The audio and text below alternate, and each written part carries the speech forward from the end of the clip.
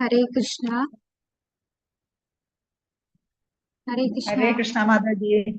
Hare Krishna, Hare Hare Krishna. Krishna Mataji. Om Ajnanatimirandasya Jnananjanashalakaya Chakshurunmilitam Yena Tasmai Shri Guruve Namaha. Nama Om Vishnupadaya Krishna Preshtaya Bhutale Srimade Bhakti Vedanta Swaminiti Namine. Namaste Saraswate Deve Gauravani Pracharine Narvishesha Shunyavadi Pashadya Deshatarine. Jayo Sri Krishna Chaitanya Prabhu Nityananda Sri Advaita Gadadhara Sri Vasadi Gaura Bhakta Vrinda. Hare Krishna, Krishna Krishna, Hare Hare, Hare Rama, Rama Rama, Hare Hare. Hare Krishna, Krishna Krishna, Hare Hare, Hare Rama, Rama Rama, Hare Hare. Hare Krishna, Krishna Krishna, Hare Hare, Hare Rama, Rama Rama, Hare Hare. Hare Krishna.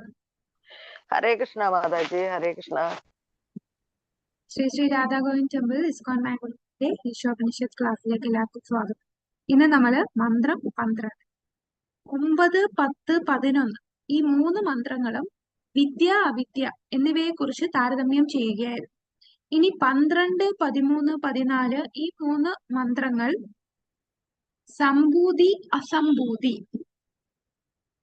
ഈ 2 കാര്യങ്ങളെ കുറിച്ചാണ് കാണുന്നത്. അപ്പോ നമ്മുടെ ഈശോപനിഷത്ത് 9ാമത്തെ മന്ത്രവും 12ാമത്തെ മന്ത്രവും ഒന്ന് താരതമ്യം ചെയ്ത് നോക്കിയാൽ കാണാം ഒരേപോലെ ഇരിക്കും. വിദ്യ അവിദ്യ എന്നീ 2 വാക്കുകൾക്ക് പകരം സംഭൂതി അസംഭൂതി ഈ 2 വാക്കുകൾ വരും. അതേപോലെ തന്നെയാണ് 10ാമത്തെ മന്ത്രവും 13ാമത്തെ മന്ത്രവും 11ാമത്തെ മന്ത്രവും 14ാമത്തെ മന്ത്രവും. അപ്പൊ ആ ഒരു കമ്പാരിസൺ ഇവിടെ നമ്മൾ നേരത്തെ വിദ്യ അവിദ്യ എന്താണ് കണ്ടത്, അതേപോലെ ഇവിടെ 12 മുതൽ 14 വരെയുള്ള മന്ത്രത്തിൽ സംഭൂതി അസംഭൂതി ഇവയെ കുറിച്ചാണ് കാണാൻ പോകുന്നത്. ഹരേ കൃഷ്ണ. ശ്രീ ശ്രീ രാധാ ഗോവിന്ദ് കി ജയ്, ശ്രീല പ്രഭുപാദ് കി ജയ്. 9 മുതൽ 14 വരെ നിരപേക്ഷവും ആപേക്ഷവും. അറിവിന്റെ അടിസ്ഥാനത്തിൽ ജ്ഞാനത്തിന്റെയോ അജ്ഞാനത്തിന്റെയോ അടിസ്ഥാനത്തിൽ, അതായത് വിദ്യ അവിദ്യ ഈ അടിസ്ഥാനത്തിലുള്ള കമ്പാരിസൺ ആയിരുന്നു 9 മുതൽ 11 വരെ. 12 മുതൽ 14 വരെയുള്ളത് ആരാധനയുടെ അടിസ്ഥാനത്തിലാണ്. ആരാധന എന്ന് പറഞ്ഞാൽ പലതരത്തിലുള്ള ആരാധനയുണ്ട്. മറ്റ് ദേവീദേവന്മാരെ ആരാധിക്കുന്നവരുണ്ട്, അവ്യക്തിഗതവാദികളുണ്ട്, ബ്രഹ്മവാദികൾ, മായാവാദികൾ, അവരുടെ ഒരു തരത്തിലുള്ള ആരാധന, പിന്നെ വൈഷ്ണവ ആരാധിക്കുന്ന ആരാധന. ഈ പലതരത്തിലുള്ള ആരാധന അടിസ്ഥാനത്തിൽ സംഭൂതി അസംഭൂതി ഈ ആരാധന ചെയ്യുന്നവർക്ക് എന്തായിരിക്കും അതിന്റെ ഫലം, ഇവയെക്കുറിച്ച് 12 മുതൽ 14 വരെയുള്ള മന്ത്രത്തിൽ നമുക്ക് കാണാം.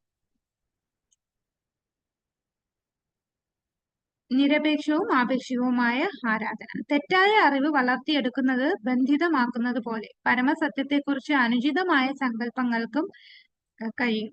മന്ത്രം 13. നിരപേക്ഷത്തെ കുറിച്ചുള്ള അവന്റെ ഗ്രാഹ്യം ഒരു ധീരനാൽ നയിക്കപ്പെടുമ്പോൾ അയാൾ വ്യത്യസ്തമായ ഫലം കൈവരിക്കുമെന്ന് വിശദീകരിക്കുന്നു. മോക്ഷം ലഭിക്കുവാൻ ആത്മീയവും ഭൗതികവുമായ ശക്തികളെ അവയുടെ സ്ഥാനത്തിൽ ശരിയായി അറിയണമെന്ന് പ്രസ്താവിക്കുന്നു. അപ്പൊ നമ്മൾ 9, 10, 11 പറഞ്ഞ അതേപോലെ തന്നെയാണ്, അതേ രീതിയിലാണ് ഇതേ ശ്ലോകം വരുന്നത്.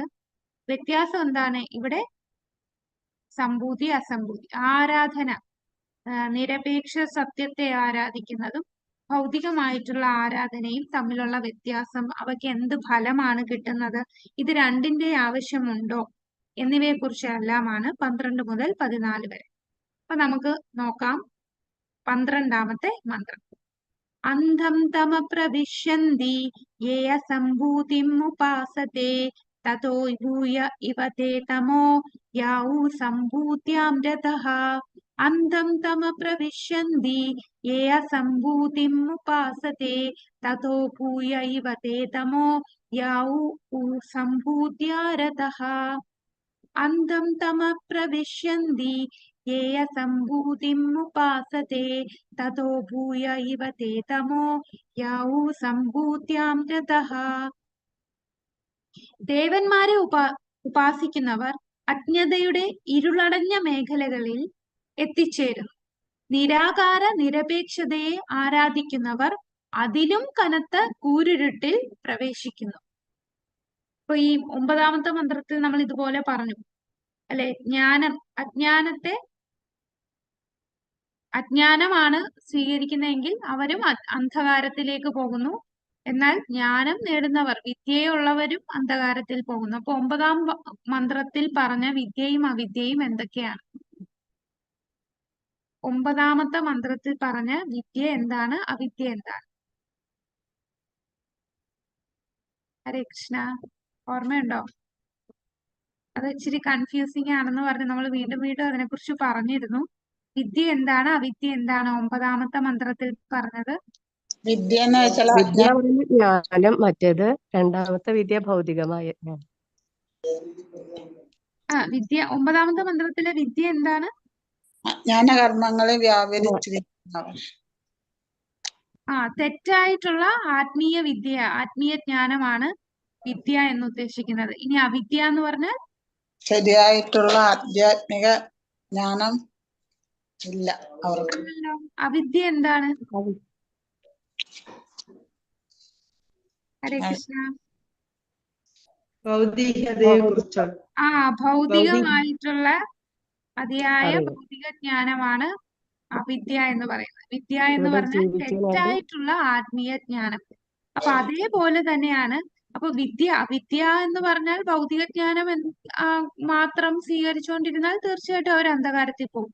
അതേപോലെ ഇവിടെ നമ്മുടെ ആരാധനകളെ കുറിച്ചാണ് ഇവിടെ പറയുന്നത്. അപ്പൊ ദേവന്മാരെ ഉപാസിക്കുകയാണെങ്കിൽ അവരെന്താണ്? അജ്ഞതയിലേക്ക്, അന്ധകാരത്തിലേക്കായിരിക്കും, ഇരുളടഞ്ഞ മേഖലയിലായിരിക്കും എത്തിച്ചേരുന്നത്.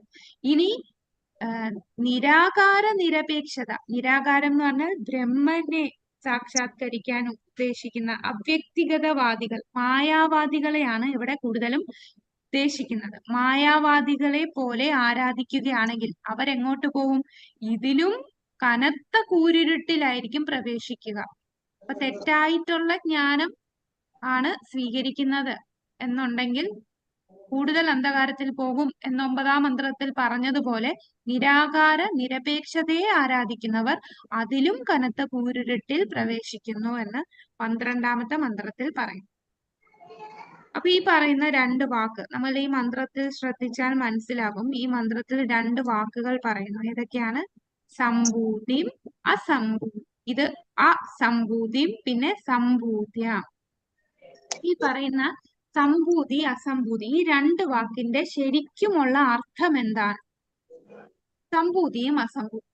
സംഭൂതി എന്ന് പറഞ്ഞാൽ സമ്പൂർണ്ണ സ്വതന്ത്ര നിരപേക്ഷ സത്യമായ പരമദിവ്യോത്തമ പുരുഷനാണ് സംഭൂതി. സംഭൂതി എന്ന് പറഞ്ഞാൽ എന്താണ്? ഇതിനെയും ആശ്രയിക്കാതെ സമ്പൂർണ്ണ സ്വതന്ത്രനായിട്ടുള്ള നിരപേക്ഷ സത്യം, അബ്സല്യൂട്ട് ട്രൂത്ത് എന്ന് പറയും. അപ്പോ സമ്പൂർണ്ണ സ്വതന്ത്രമായിട്ടുള്ള നിരപേക്ഷ സത്യമായ പരമദിവ്യോത്തമ പുരുഷനാണ് സംഭൂതി. അസംഭൂതി എന്ന് പറഞ്ഞാലോ ആശ്രയിച്ച് നിൽക്കുന്നവർ, സ്വതന്ത്രരല്ലാത്തവർ. അസംഭൂതി സ്വതന്ത്രമായ നിലനിൽപ്പില്ലാത്തവരെ കുറിക്കുന്നതാണ് അസംഭൂതി. സ്വതന്ത്രമായ നിലനിൽപ്പില്ലാത്തവരെ കുറിക്കുന്നു അസംഭൂതി. എന്നാൽ സമ്പൂർണ്ണ സ്വതന്ത്രനായിട്ടുള്ള നിരപേക്ഷ സത്യത്തെയാണ് സംഭൂതി എന്ന് പറയുന്നത്. സംഭൂതി എന്ന് പറയുന്ന പരമദിവ്യോത്തമ പുരുഷനാണ് സംഭൂതി. അസംഭൂതി എന്നാൽ എന്താണ്? ആരാണോ കംപ്ലീറ്റ് ഇൻഡിപെൻഡൻസ് ഇല്ലാത്ത, ഇപ്പോ ഉദാഹരണം പറയുന്ന ഒരു കുട്ടി എപ്പോഴും അമ്മയെ ആശ്രയിച്ചാണ് ഇരിക്കുന്നത്. അതുപോലെ ഒരാളുടെ ആശ്രയം ഇല്ലാതെ സ്വതന്ത്രമായിട്ട് നിൽക്കാൻ പറ്റാത്തവർ, സ്വതന്ത്രമായ നിലനിൽപ്പില്ലാത്തവരെയാണ് അസംഭൂതി എന്ന് ഉദ്ദേശിക്കുന്നത്. അപ്പൊ ഈ മന്ത്രത്തിൽ പറയുന്ന സംഭൂതി അസംഭൂതി എന്ന് പറയുന്ന ആരെയാണ്? ഈ മന്ത്രത്തിൽ അസംഭൂതി എന്ന് പറഞ്ഞാൽ അന്ധം തമ പ്രവിശന്തി യേ അസംഭൂതിം ഉപാസത്തെ. അസംഭൂതിയെ ഉപാസിക്കുമ്പോൾ നമ്മൾ അന്ധകാരത്തിൽ പ്രവേശിക്കുന്നു. അപ്പൊ ഇവിടെ അസംഭൂതി എന്ന് ഉദ്ദേശിക്കുന്ന ആരെയാണ്? അസംഭൂതി എന്ന് പറഞ്ഞാൽ സ്വതന്ത്രരല്ലാത്ത, സമ്പൂർണ്ണ സ്വാതന്ത്ര്യമില്ലാത്ത, ആരെങ്കിലെയും ആശ്രയിച്ചു നിൽക്കുന്നവർ. ആരെയാണ് ഉദ്ദേശിക്കുന്നത്? ദേവന്മാര്. അപ്പൊ ദേവന്മാര് നമുക്കറിയാം, ദേവന്മാര് ഭഗവാന്റെ ആശ്രിതരാണ്. ഭഗവാനെ ആശ്രയിച്ച് കഴിയുന്നവരാണ് ദേവന്മാർ. ദേവന്മാർക്ക് കുറെ സ്ഥാനങ്ങൾ ഭഗവാൻ കൊടുത്തിട്ടുണ്ട്. അവർ ആ സ്ഥാനത്തിൽ ഇരുന്ന് ഓരോ കാര്യങ്ങൾ ചെയ്യുന്നു. എന്നാൽ എല്ലാം അവരെയും നിയന്ത്രിക്കുന്ന ആരാണ്? അത് ഭഗവാനാണ്. അപ്പൊ ദേവന്മാർ അസംഭൂതിയാണ്. ഇനി ഇവിടെ പറയുന്ന തതോ ഭൂയ ഇവതേ തമോ യഉ സംഭൂത്യാം ജത. സംഭൂതി എന്ന് പറഞ്ഞാൽ എന്താന്നാണ് നമ്മൾ പറഞ്ഞത്? പരമദിവ്യോത്തമ പുരുഷനാണ് സംഭൂതി. അദ്ദേഹം പൂർണ്ണ സ്വതന്ത്രനാണ്. സമ്പൂർണ്ണ സ്വാതന്ത്ര്യമുള്ള നിരപേക്ഷ സത്യമാണ് ഭഗവാൻ, പരമദിവ്യോത്തമ പുരുഷൻ.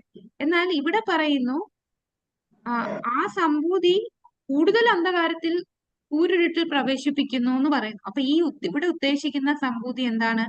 നിരാകാര നിരപേക്ഷ സത്യം. നിരാകാരം എന്ന് പറഞ്ഞാൽ രൂപമില്ലാത്ത ഭഗവാനെ ആരാധിക്കുന്ന ആൾക്കാർ. അതാരാണ്? മായാവാദികൾ.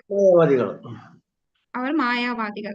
അപ്പൊ ഈ മായാവാദികളെ ഉദ്ദേശിക്കുകയാണ്. അവിടെ മായാവാദികൾ എങ്ങോട്ട് പ്രവേശിക്കും? കൂടുതൽ കൂരുരുട്ടിൽ. ദേവന്മാരെ ആരാധിക്കുന്നവരെക്കാളും കൂടുതൽ അന്ധകാരത്തിൽ പോകുന്നവരാണ് മായാവാദം സ്വീകരിച്ച് ഭഗവാനെ ആരാധിക്കാൻ ശ്രമിക്കുന്നവർ. അവരുടെ ഉദ്ദേശം എന്താണ്? ഞാനും ദൈവമായി മാറും. നീയും നാരായണൻ, ഞാനും നാരായണൻ, നമ്മളെല്ലാം നാളെ നാരായണനായി മാറും. അവരെ ഒരുപാട് ഭഗവാനെ അപരാധം ചെയ്യുന്നവരാണ് മായാവാദികൾ. അവരൊരിക്കലും ഭഗവാന്റെ രൂപത്തെ സ്വീകരിക്കില്ല.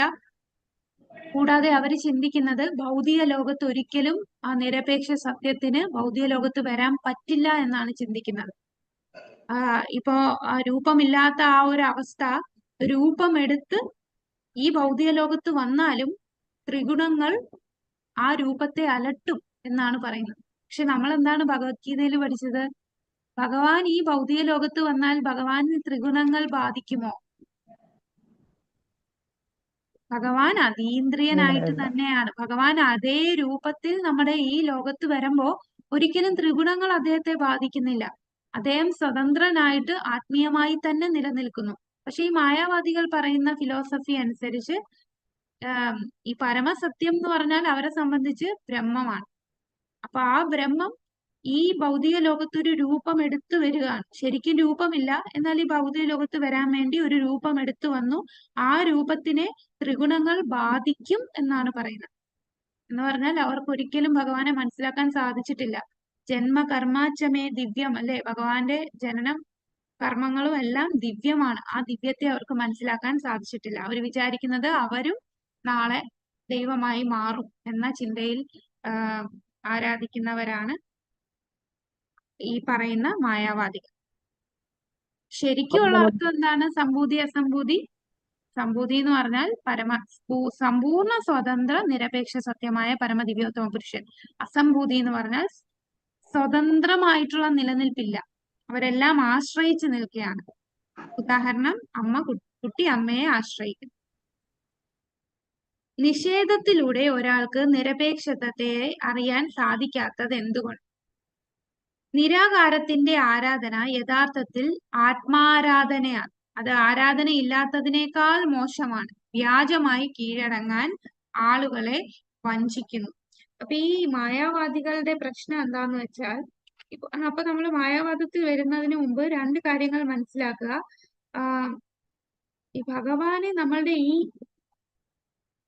ഈ ബ്രെയിൻ വെച്ച്, നമ്മുടെ ഈ ചെറിയ ഒരു ബ്രെയിൻ വെച്ചിട്ട്, ചെറിയ ബുദ്ധി കൊണ്ടും ഭഗവാനെ മനസ്സിലാക്കാൻ സാധിക്കില്ല. ഭഗവാനെ മനസ്സിലാക്കണമെങ്കിൽ ഭഗവാന്റെ കാരുണ്യം, ഭഗവാന്റെ പ്രതിനിധികളായ ആചാര്യന്മാരുടെ കാരുണ്യം എല്ലാം ഉണ്ടെങ്കിലേ നമുക്ക് ഭഗവാനെ മനസ്സിലാക്കാൻ സാധിക്കും. പക്ഷെ ഇവരെന്താണ് ശ്രമിക്കുന്നത്? ഈ നിരാകാര ബ്രഹ്മത്തെ ആരാധിക്കുന്ന വ്യക്തികൾ അവർ സ്വന്തമായിട്ട് ഗ്രന്ഥങ്ങൾക്ക് വ്യാഖ്യാനങ്ങൾ നൽകി അവരുടെ ബുദ്ധി കൊണ്ട് ചിന്തിച്ച് ഓരോ കാര്യങ്ങൾ പറഞ്ഞ് മറ്റുള്ളവരെ വഴിതെറ്റിക്കുകയാണ്. അവർ ഈ ഗ്രന്ഥങ്ങളിലെ വാക്കുകളൊക്കെ പറയും. ഗ്രന്ഥങ്ങളിലെ ചില ശ്ലോകങ്ങൾ എടുത്തു വെച്ച്, കണ്ടില്ലേ ഈ ശ്ലോകത്തിൽ പറഞ്ഞിട്ടുണ്ട് എന്നൊക്കെ പറഞ്ഞ് കുറെ വിശദീകരിക്കും. പക്ഷെ അതൊന്നും സത്യമായിരിക്കില്ല. അവരുടെ തോന്നലുകളും അവരുടെ ഇന്റർപ്രിട്ടേഷൻസും മാത്രമാണ്. അങ്ങനെ അവർ ബാക്കിയുള്ള സാധാരണ ആൾക്കാരെ വഴിതെറ്റിക്കുന്ന, വഞ്ചിക്കുന്ന ആൾക്കാരാണ്. അപ്പൊ നിരപേക്ഷ അവ്യക്തിഗതവാദികൾ എന്ന് പറഞ്ഞാൽ രണ്ടു തരം ആൾക്കാരുണ്ട്. മായാവാദികളുമുണ്ട്, ബ്രഹ്മവാദികളുമുണ്ട്. ഇതില് ബ്രഹ്മവാദികൾ എന്ന് പറഞ്ഞാൽ നമുക്ക് ശാസ്ത്രത്തിൽ തന്നെ ഉദാഹരണം എടുത്താൽ 4 കുമാരന്മാർ, അവർ ബ്രഹ്മവാദികളായിരുന്നു. ഈവൻ നമ്മുടെ പരിഷത്ത് മഹാരാജാവിന് ശ്രീമദ് ഭാഗവതം പറഞ്ഞു കൊടുത്ത, ആരാണ് ഭാഗവതം പറഞ്ഞു കൊടുത്തത്? പരിഷത്ത് മഹാരാജാവിന് ഭാഗവതം പറഞ്ഞു കൊടുത്തത് ശുകദേവ ഗോസ്വാമി. ഈ ശുകദേവ ഗോസ്വാമിയും ബ്രഹ്മവാദിയായിരുന്നു. എന്നാൽ ഭക്തന്റെ വ്യാസദേവന്റെ ശിക്ഷണത്തിൽ അദ്ദേഹം ഭക്തനായി. കൂടാതെ 4 കുമാരന്മാർ, അവിടെ നമുക്ക് ആ ഒരു ലീല അറിയാമല്ലേ?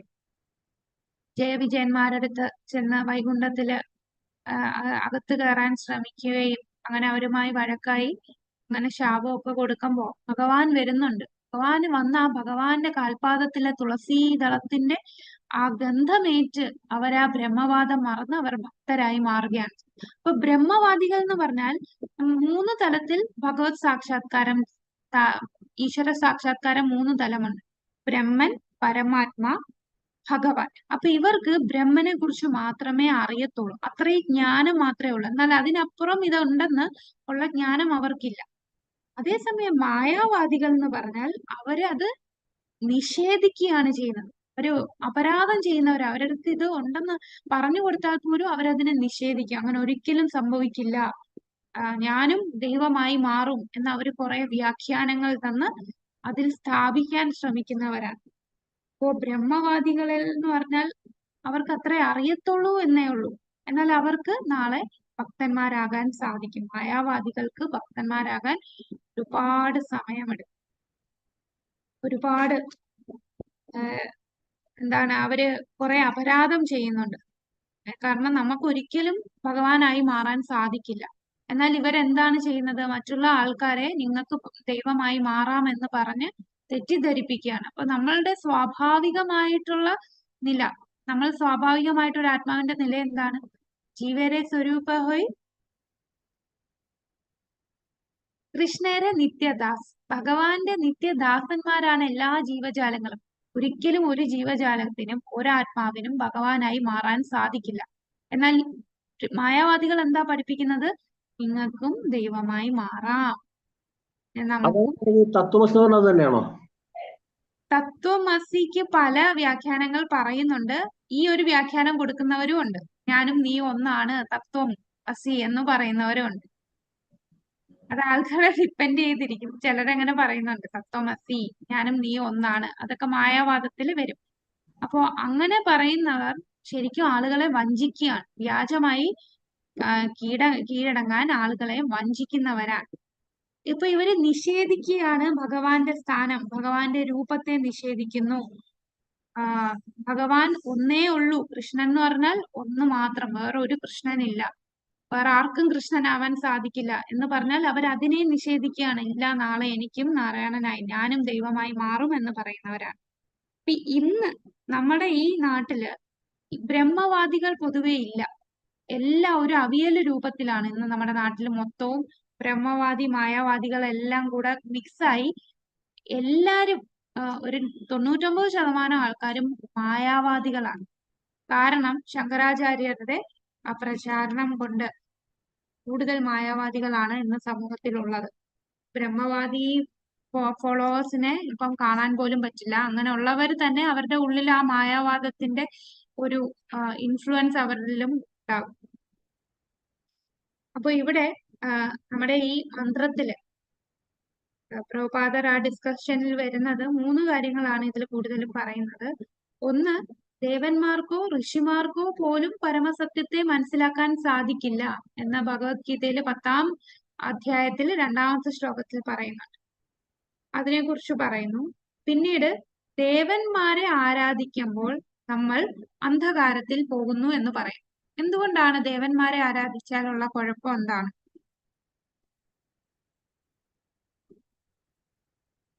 ദേവാരാധന, മറ്റ് ദേവീ ദേവന്മാരെ ആരാധിക്കുന്നതും ഭഗവാനെ ആരാധിക്കുന്നതും തമ്മിലുള്ള വ്യത്യാസം എന്താണ്? അവർക്ക് പൂർണ്ണ സ്വാതന്ത്ര്യമില്ല.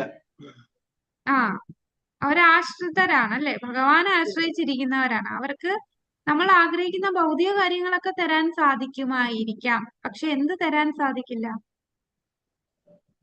മോക്ഷം. മുക്തിദായകൻ മുകുന്ദനാണ്. ബുദ്ധന് മാത്രമേ അത് തരാൻ സാധിക്കുകയുള്ളൂ.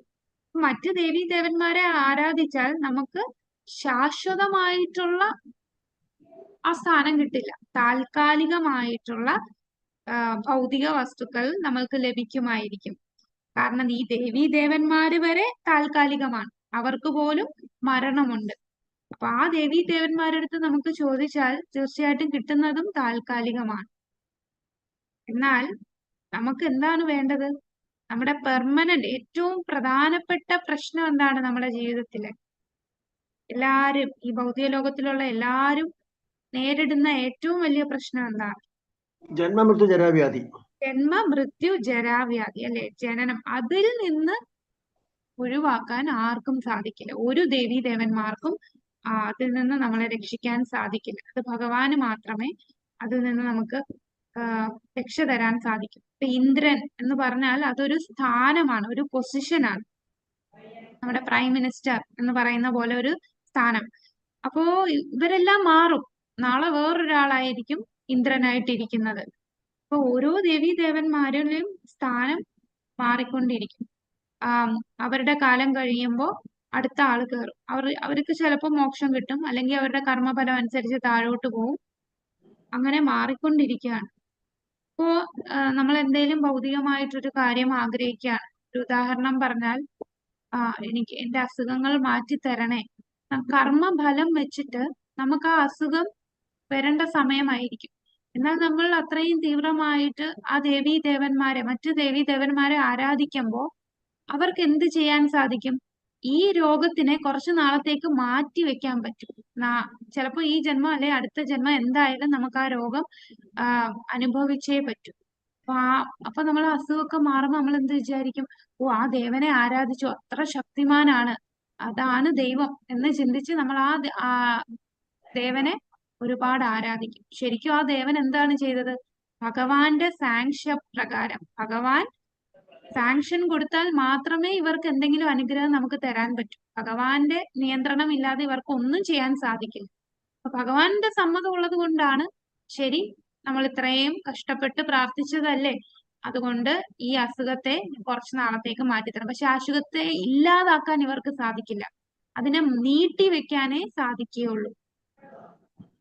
നീട്ടി വെക്കാൻ മാത്രമേ സാധിക്കൂ, അതിനെ ഇല്ലാതാക്കാൻ സാധിക്കില്ല. പക്ഷെ നമ്മുടെ ബുദ്ധിക്ക് ആ താൽക്കാലിക സുഖം മതി. ആ സമയത്ത് എനിക്ക് സുഖം കിട്ടിയാണ്, അപ്പോ ആ ദേവനാണ് ഏറ്റവും വലുത് എന്ന് നമ്മൾ ചിന്തിക്കും.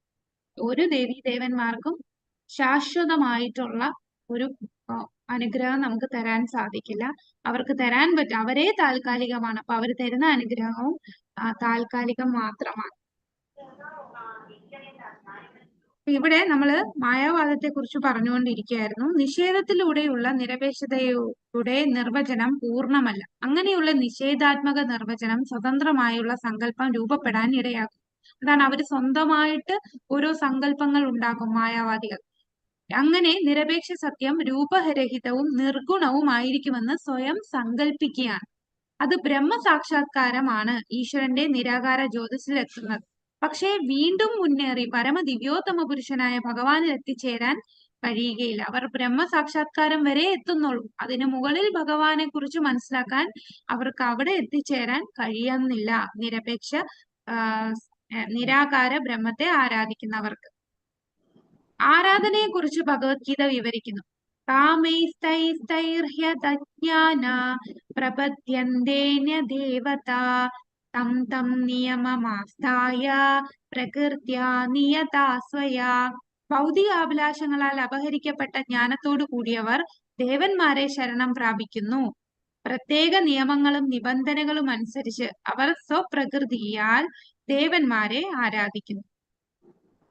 അന്തവന്തു ഫലം തേഷാം തദ്ഭവത്യൽപമേധസാം ദേവാൻ ദേവയജ്ഞോ യജോ യാന്തി മദ്ഭക്താ യാന്തി മാമപി. മൂഢന്മാരാണ് ദേവന്മാരെ ആരാധിക്കുന്നത്. അവർക്ക് കിട്ടുന്ന ഫലമാകട്ടെ തുച്ഛവും ക്ഷണികവുമാണ്. ദേവന്മാരെ ആരാധിച്ചാൽ കിട്ടുന്ന ഫലം തുച്ഛമാണ്, ക്ഷണികമാണ്. ദേവന്മാരെ പൂജിക്കുന്നവർ ദേവന്മാരുടെ ലോകത്തിലെത്തും. എന്റെ ഭക്തന്മാരാകട്ടെ പരമോന്നതമായ എന്റെ ധാമത്തിൽ എത്തിച്ചേരുന്നു. 7.23 പറയുന്നു. ഭഗവാനെ ആരാധിച്ചാലേ ഭഗവാന്റെ ധാമത്തിൽ എത്താൻ സാധിക്കുകയുള്ളൂ. എന്നാൽ മറ്റ് ചില ആത്മീയ സംഘടനകൾ പറയും നിങ്ങൾ ആരെ വേണേലും ആരാധിച്ചോളൂ, നിങ്ങൾക്ക് ഇഷ്ടമുള്ള ദേവൻ ആരാണോ ആ ദേവനെ ആരാധിച്ചോളൂ, എല്ലാരും ഒരിടത്ത് തന്നെ എത്തത്തോളൂ എന്ന് പറയും. പക്ഷെ അങ്ങനാണോ ഭഗവത്ഗീത നമുക്ക് പഠിപ്പിച്ചു തരുന്നത്? ഭഗവത്ഗീതയിൽ ഭഗവാൻ എന്താണ് പറഞ്ഞത്? മാമുപേത്യത്തു കൗന്ദേയ, എന്നെ ആരാധിക്കുന്നവർ മദ്ഭക്ത യാന്തി മാമപി, എന്റെ ഭക്തന്മാരാണ് എന്റെ അടുത്ത് ചെല്ലുന്നത്. ദേവന്മാരെ ആരാധിക്കുക. യാന്തി ദേവഭൃതോ ദേവ പിതൃ യാന്തി പിതൃഭൃത ഭൂതാനി യാന്തി ഭൂതേജ, ഈ പറയുന്ന പോലെ പ്രേതങ്ങളെ ആരാധിക്കുന്നവർ അവിടെ ചെല്ലും, ദേവന്മാരെ ആരാധിക്കുന്നവർ അവരുടെ ലോകത്തിൽ, അല്ലെ, പിതൃക്കളെ ആരാധിക്കുന്നവർ അവരുടെ ലോകത്ത്. എന്നാൽ എന്നെ ആരാധിക്കുന്നവർ എന്റെ അടുത്തെത്തും. ഭഗവാനെ ആരാധിച്ചാലേ നമുക്ക് ഭഗവാന്റെ ധാമത്തിലെത്താൻ സാധിക്കും. അപ്പോ ഈ ഈ ദേവീ ദേവന്മാരുടെ ധാമം എന്ന് പറയുന്നത് എങ്ങനെയാ? അതും ക്ഷണികമാണ്. പ്രളയം ഉണ്ടാകുമ്പോൾ അതും നശിക്കും, അവിടെയും മരണമുണ്ട്. എന്നാൽ ഭഗവാന്റെ ധാമത്തിൽ എന്താണ്? നതദ്ഭാസേതേ സൂര്യോ ന ശശാങ്കോ ന പാവകഃ യത് ഗത്വാ ന നിവർത്തന്തേ തദ്ധാമ പരമം മമ. അവിടെ ചെന്നാൽ പിന്നൊരിക്കലും തിരിച്ച് പോകേണ്ടി വരാത്ത, സൂര്യൻ എന്താണ് വെളിച്ചത്തിനായിട്ട് വേറെ സൂര്യനോ ചന്ദ്രനോ തീയുടെ പ്രകാശമോ ഒന്നും വേണ്ട, സ്വയം പ്രകാശിക്കുന്ന ധാമമാണ് ഭഗവാന്റേത്. നമ്മളെല്ലാം അന്ധകാരത്തിലാണ്. അപ്പൊ ഈ അന്ധകാരം മാറാൻ സൂര്യനോ ചന്ദ്രനോ ആവശ്യമുണ്ട്. അങ്ങനെയുള്ള ലോകത്താണ് നമ്മൾ കഴിയുന്നത്. ഈ ദേവന്മാരും അതേ ലോകത്താണ്. ഈ ദേവന്മാരുടെ ലോകത്ത് പോയാലും എന്താണ്? വീണ്ടും നമ്മൾ ജനന മരണത്തിൽ പെട്ടുകൊണ്ടിരിക്കും. അപ്പൊ എന്തുകൊണ്ടാണ് ആൾക്കാരെല്ലാം മറ്റു ദേവീദേവന്മാരുടെ ആരാധനയിലേക്ക് പോകുന്നതിനുള്ള കാരണം എന്താണ്? നമുക്കറിയാം, ഇന്ന് തന്നെ നമ്മളെ സമൂഹത്തിൽ ഒരുപാട് പേര് ദേവന്മാരുടെയൊക്കെ ആരാധനയുടെ പുറകെ പോകുന്നുണ്ട്. നമ്മളിതൊന്നും പറഞ്ഞാൽ അവർക്ക് വിശ്വാസം കാണില്ല. എന്തുകൊണ്ടാ? ഭൗതിക ആഗ്രഹ പെട്ടെന്ന് ഭൗതിക ആഗ്രഹം സാധിക്കും. അജ്ഞതയാണ് അവരുടെ. അജ്ഞത, അതായത് അവർക്ക് ഭൗതികമായിട്ടുള്ള കാര്യങ്ങൾ സാധിക്കണം. ആ ഇപ്പം സാമ്പത്തികമായിട്ടുള്ള പ്രശ്നങ്ങൾ, അല്ലെങ്കിൽ എന്തെങ്കിലും കേസും വഴക്കും ഒക്കെ ഉണ്ടെങ്കിൽ അതൊക്കെ മാറാനായിട്ട് അങ്ങനെ ഓരോരോ പല പല ആരാധനകളുണ്ട്. അവിടെയൊക്കെ പോയി ഇന്ന പൂജ ചെയ്താൽ മതി. ഇപ്പൊ ജ്യോത്സ്യന്മാരുടെ അടുത്ത് ചെല്ലുമ്പോൾ നിങ്ങളുടെ പ്രശ്നത്തിന് കാരണം ഇതൊക്കെയാണ്, അതുകൊണ്ട് ഈ ക്ഷേത്രത്തിൽ പോവുക, ഈ ദേവിയെ ആരാധിക്കുക, ഈ ദേവന്മാരെ ആരാധിക്കുക, ഇങ്ങനെ പറഞ്ഞ് ഓരോന്ന് ചെയ്യും. അപ്പൊ കുറച്ചു നാളത്തേക്ക് ഇത് മാറി നിൽക്കും. അപ്പൊ അവരെന്ത് വിചാരിക്കും? ഓ, എന്റെ പ്രശ്നങ്ങളെല്ലാം മാറി, ഞാൻ ആ പൂജ ചെയ്തിട്ടാണ് ഇങ്ങനെയൊക്കെ, ഞാൻ അന്ന് അവിടെ ഈ യജ്ഞങ്ങളൊക്കെ ചെയ്തത് കൊണ്ടാണ് എനിക്കിതെല്ലാം മാറി എന്ന് ചിന്തിക്കും. പക്ഷെ ശരിക്കും അതൊക്കെ മാറുമോ? ശരിക്കുള്ള പ്രശ്നത്തിന് പരിഹാരമാണോ? ജന്മ മൃത്യു ജരാവ്യാധിയിൽ നിന്ന് വീണ്ടും അവർ അനുഭവിക്കേണ്ടി വരും. ഈ പറഞ്ഞ പ്രശ്നങ്ങൾ, സാമ്പത്തിക പ്രശ്നങ്ങൾ കുറച്ചു നാളത്തേക്ക് മാറി നിൽക്കും, കുറെ കഴിഞ്ഞ് വീണ്ടും വരും. ഇതാണ് അവര് തരുന്നത്. അവർക്ക് തരാൻ പറ്റുന്ന എല്ലാം തുച്ഛവും ക്ഷണികവുമായിട്ടേ തരാനുള്ള സ്വാതന്ത്ര്യമുള്ളൂ. കാരണം അവരെല്ലാം ഭഗവാനെ ആശ്രയിച്ചിരിക്കുകയാണ്. എന്നാൽ ഭഗവാന്റെ അടുത്ത് ആരാധിച്ചാലേ നമുക്ക് ശാശ്വതമായിട്ടുള്ള ഒരു പരിഹാരം ലഭിക്കുകയുള്ളൂ. അതാണ് നമുക്കിവിടെ നിന്ന് മനസ്സിലാവും. ഭഗവത്ഗീത 7.23 ദേവന്മാരെ പൂജിക്കുന്നത് കൊണ്ട് ലഭിക്കുന്ന ഫലങ്ങൾ ശാശ്വതമല്ലെന്ന് പറയുന്നു. ഭൗതിക ലോകവും അതിനുള്ളിൽ നേടിയെടുത്തതെല്ലാം നശ്വരമാണെങ്കിൽ യഥാർത്ഥമായതും ശാശ്വതവുമായ ജീവിതം എങ്ങനെ കെട്ടിപ്പടുക്കാം എന്നതാണ് പ്രശ്നം. അപ്പോ എങ്ങനെ കെട്ടിപ്പടുക്കാം യഥാർത്ഥമായ ശാശ്വതമായ ജീവിതം? ഭക്തിയുത സേവനത്തിലൂടെ. അപ്പൊ ഭക്തിയുത സേവനത്തിലൂടെ മാത്രമേ, ഭഗവാനെ സേവിച്ച് നമ്മുടെ ഇന്ദ്രിയങ്ങളെല്ലാം ഭഗവാന്റെ സേവനത്തിന് വേണ്ടി ഉപയോഗിച്ചാൽ മാത്രമേ നമുക്ക് ഭഗവാനോടുള്ള ഭക്തി ലഭിക്കുകയുള്ളൂ. അങ്ങനെ നമുക്ക് ഈ ഭൗതികമായിട്ടുള്ള ഈ പ്രശ്നങ്ങളിൽ നിന്ന് നമുക്ക് മുക്തി നേടാൻ സാധിക്കുകയുള്ളൂ. നാളികേരത്തിന്റെ ഉപമയെ കുറിച്ച് ഇവിടെ പറയുന്നുണ്ട്. ഒരു നാളികേരം അതിന്റെ ചകിരിയാലും പകുതി ജലത്താലും ആവരണം ചെയ്യപ്പെടുന്നത് പോലെ ഈ പ്രപഞ്ചമാകെ കൂറ്റൻ ഭൗതിക വസ്തുക്കളാൽ ആവരണം ചെയ്യപ്പെട്ടിരിക്കുന്നു. എന്താണ് ആ പ്രപഞ്ചത്തിനെ പറയുന്നത്? ബ്രഹ്മാണ്ഡം. ഓരോ ബ്രഹ്മാണ്ഡങ്ങൾ, നമ്മുടെ കാരണോദകശായി വിഷ്ണുവിന്റെ രോമകൂപങ്ങളിൽ നിന്നും കോടിക്കണക്കിന് ബ്രഹ്മാണ്ഡങ്ങൾ ഉണ്ടാകുന്നു. അതിൽ ഒരു ബ്രഹ്മാണ്ഡത്തെ ഒരു നാളികേരമായിട്ട് ഉപമിച്ചിരിക്കുകയാണ്, ഇല്ലേ? ആ ബ്രഹ്മാണ്ഡത്തിന്റെ പകുതിയോളം ഈ നാളികേരത്തിൽ പകുതി വെള്ളം ഉള്ളതുപോലെ ബ്രഹ്മാണ്ഡത്തിന്റെ പകുതിയോളം വെള്ളമുണ്ട്. അത് എന്ത് വെള്ളമാണ്? ഗർഭോദക കടലുണ്ട്. അതാണ് ഇവിടെ പറഞ്ഞിരിക്കുന്നത്. ഈ നാളികേരം അതിന്റെ ചകിരിയാലും പകുതി ജലത്താലും ആവരണം ചെയ്തതുപോലെ ഈ പ്രപഞ്ചമാകെ കൂറ്റൻ ഭൗതിക വസ്തുക്കളാൽ ആവരണം ചെയ്യപ്പെട്ടിരിക്കുന്നു. അപ്പൊ ഈ ബ്രഹ്മാണ്ടത്തിന് ചുറ്റും ഭൂമി, ജലം, അഗ്നി, വായു, ആകാശം അങ്ങനെ ആവരണം ഭൗതിക വസ്തുക്കൾ കൊണ്ട് ആവരണം ചെയ്തിരിക്കുകയാണ്. അതിന്റെ ആവരണം കാറ്റ് കടക്കാത്ത വിധം ഇറുകിയതാണ്. അതിന്റെ ഉള്ളിൽ അന്ധകാരവും കഠിനമാണ്. അങ്ങനെ അന്ധകാരത്തിൽ ഉള്ള ഒരു ലോകത്ത് നമ്മൾ വസിക്കുന്നു. അപ്പൊ നമുക്ക് വെളിച്ചം കിട്ടണമെങ്കിൽ ആര് വേണം? അവിടെ പ്രകാശം കിട്ടണമെങ്കിൽ സൂര്യനും ചന്ദ്രനും ഒക്കെ വേണം. എന്നാൽ ഭഗവാന്റെ ധാമം അങ്ങനെയാണോ? അല്ല. ഭഗവാൻ സ്വയം പ്രകാശിക്കുന്നതാണ് ഭഗവാന്റെ ധാമം. കാരണം അവിടെ ഭഗവാന്റെ പ്രകാശമുണ്ട്. ചന്ദ്രഗ്രഹത്തിലോ അതിലും മുകളിലുള്ള ഗ്രഹത്തിലോ എത്തിച്ചേർന്നത് കൊണ്ട് ജീവിത പ്രശ്നങ്ങൾ പരിഹരിക്കപ്പെടുന്നില്ല. ഇതിൽ നിന്ന് പുറത്തു വന്ന് ഈശ്വര സാമ്രാജ്യത്തിൽ എത്തിച്ചേരണമെന്ന് ഈശോപനിഷത്ത് ഉപദേശിക്കുകയാണ്.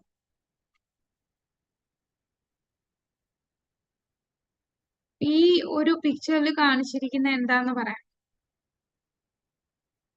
ഈ ഒരു പടത്തില് 4 പേര് വന്നു.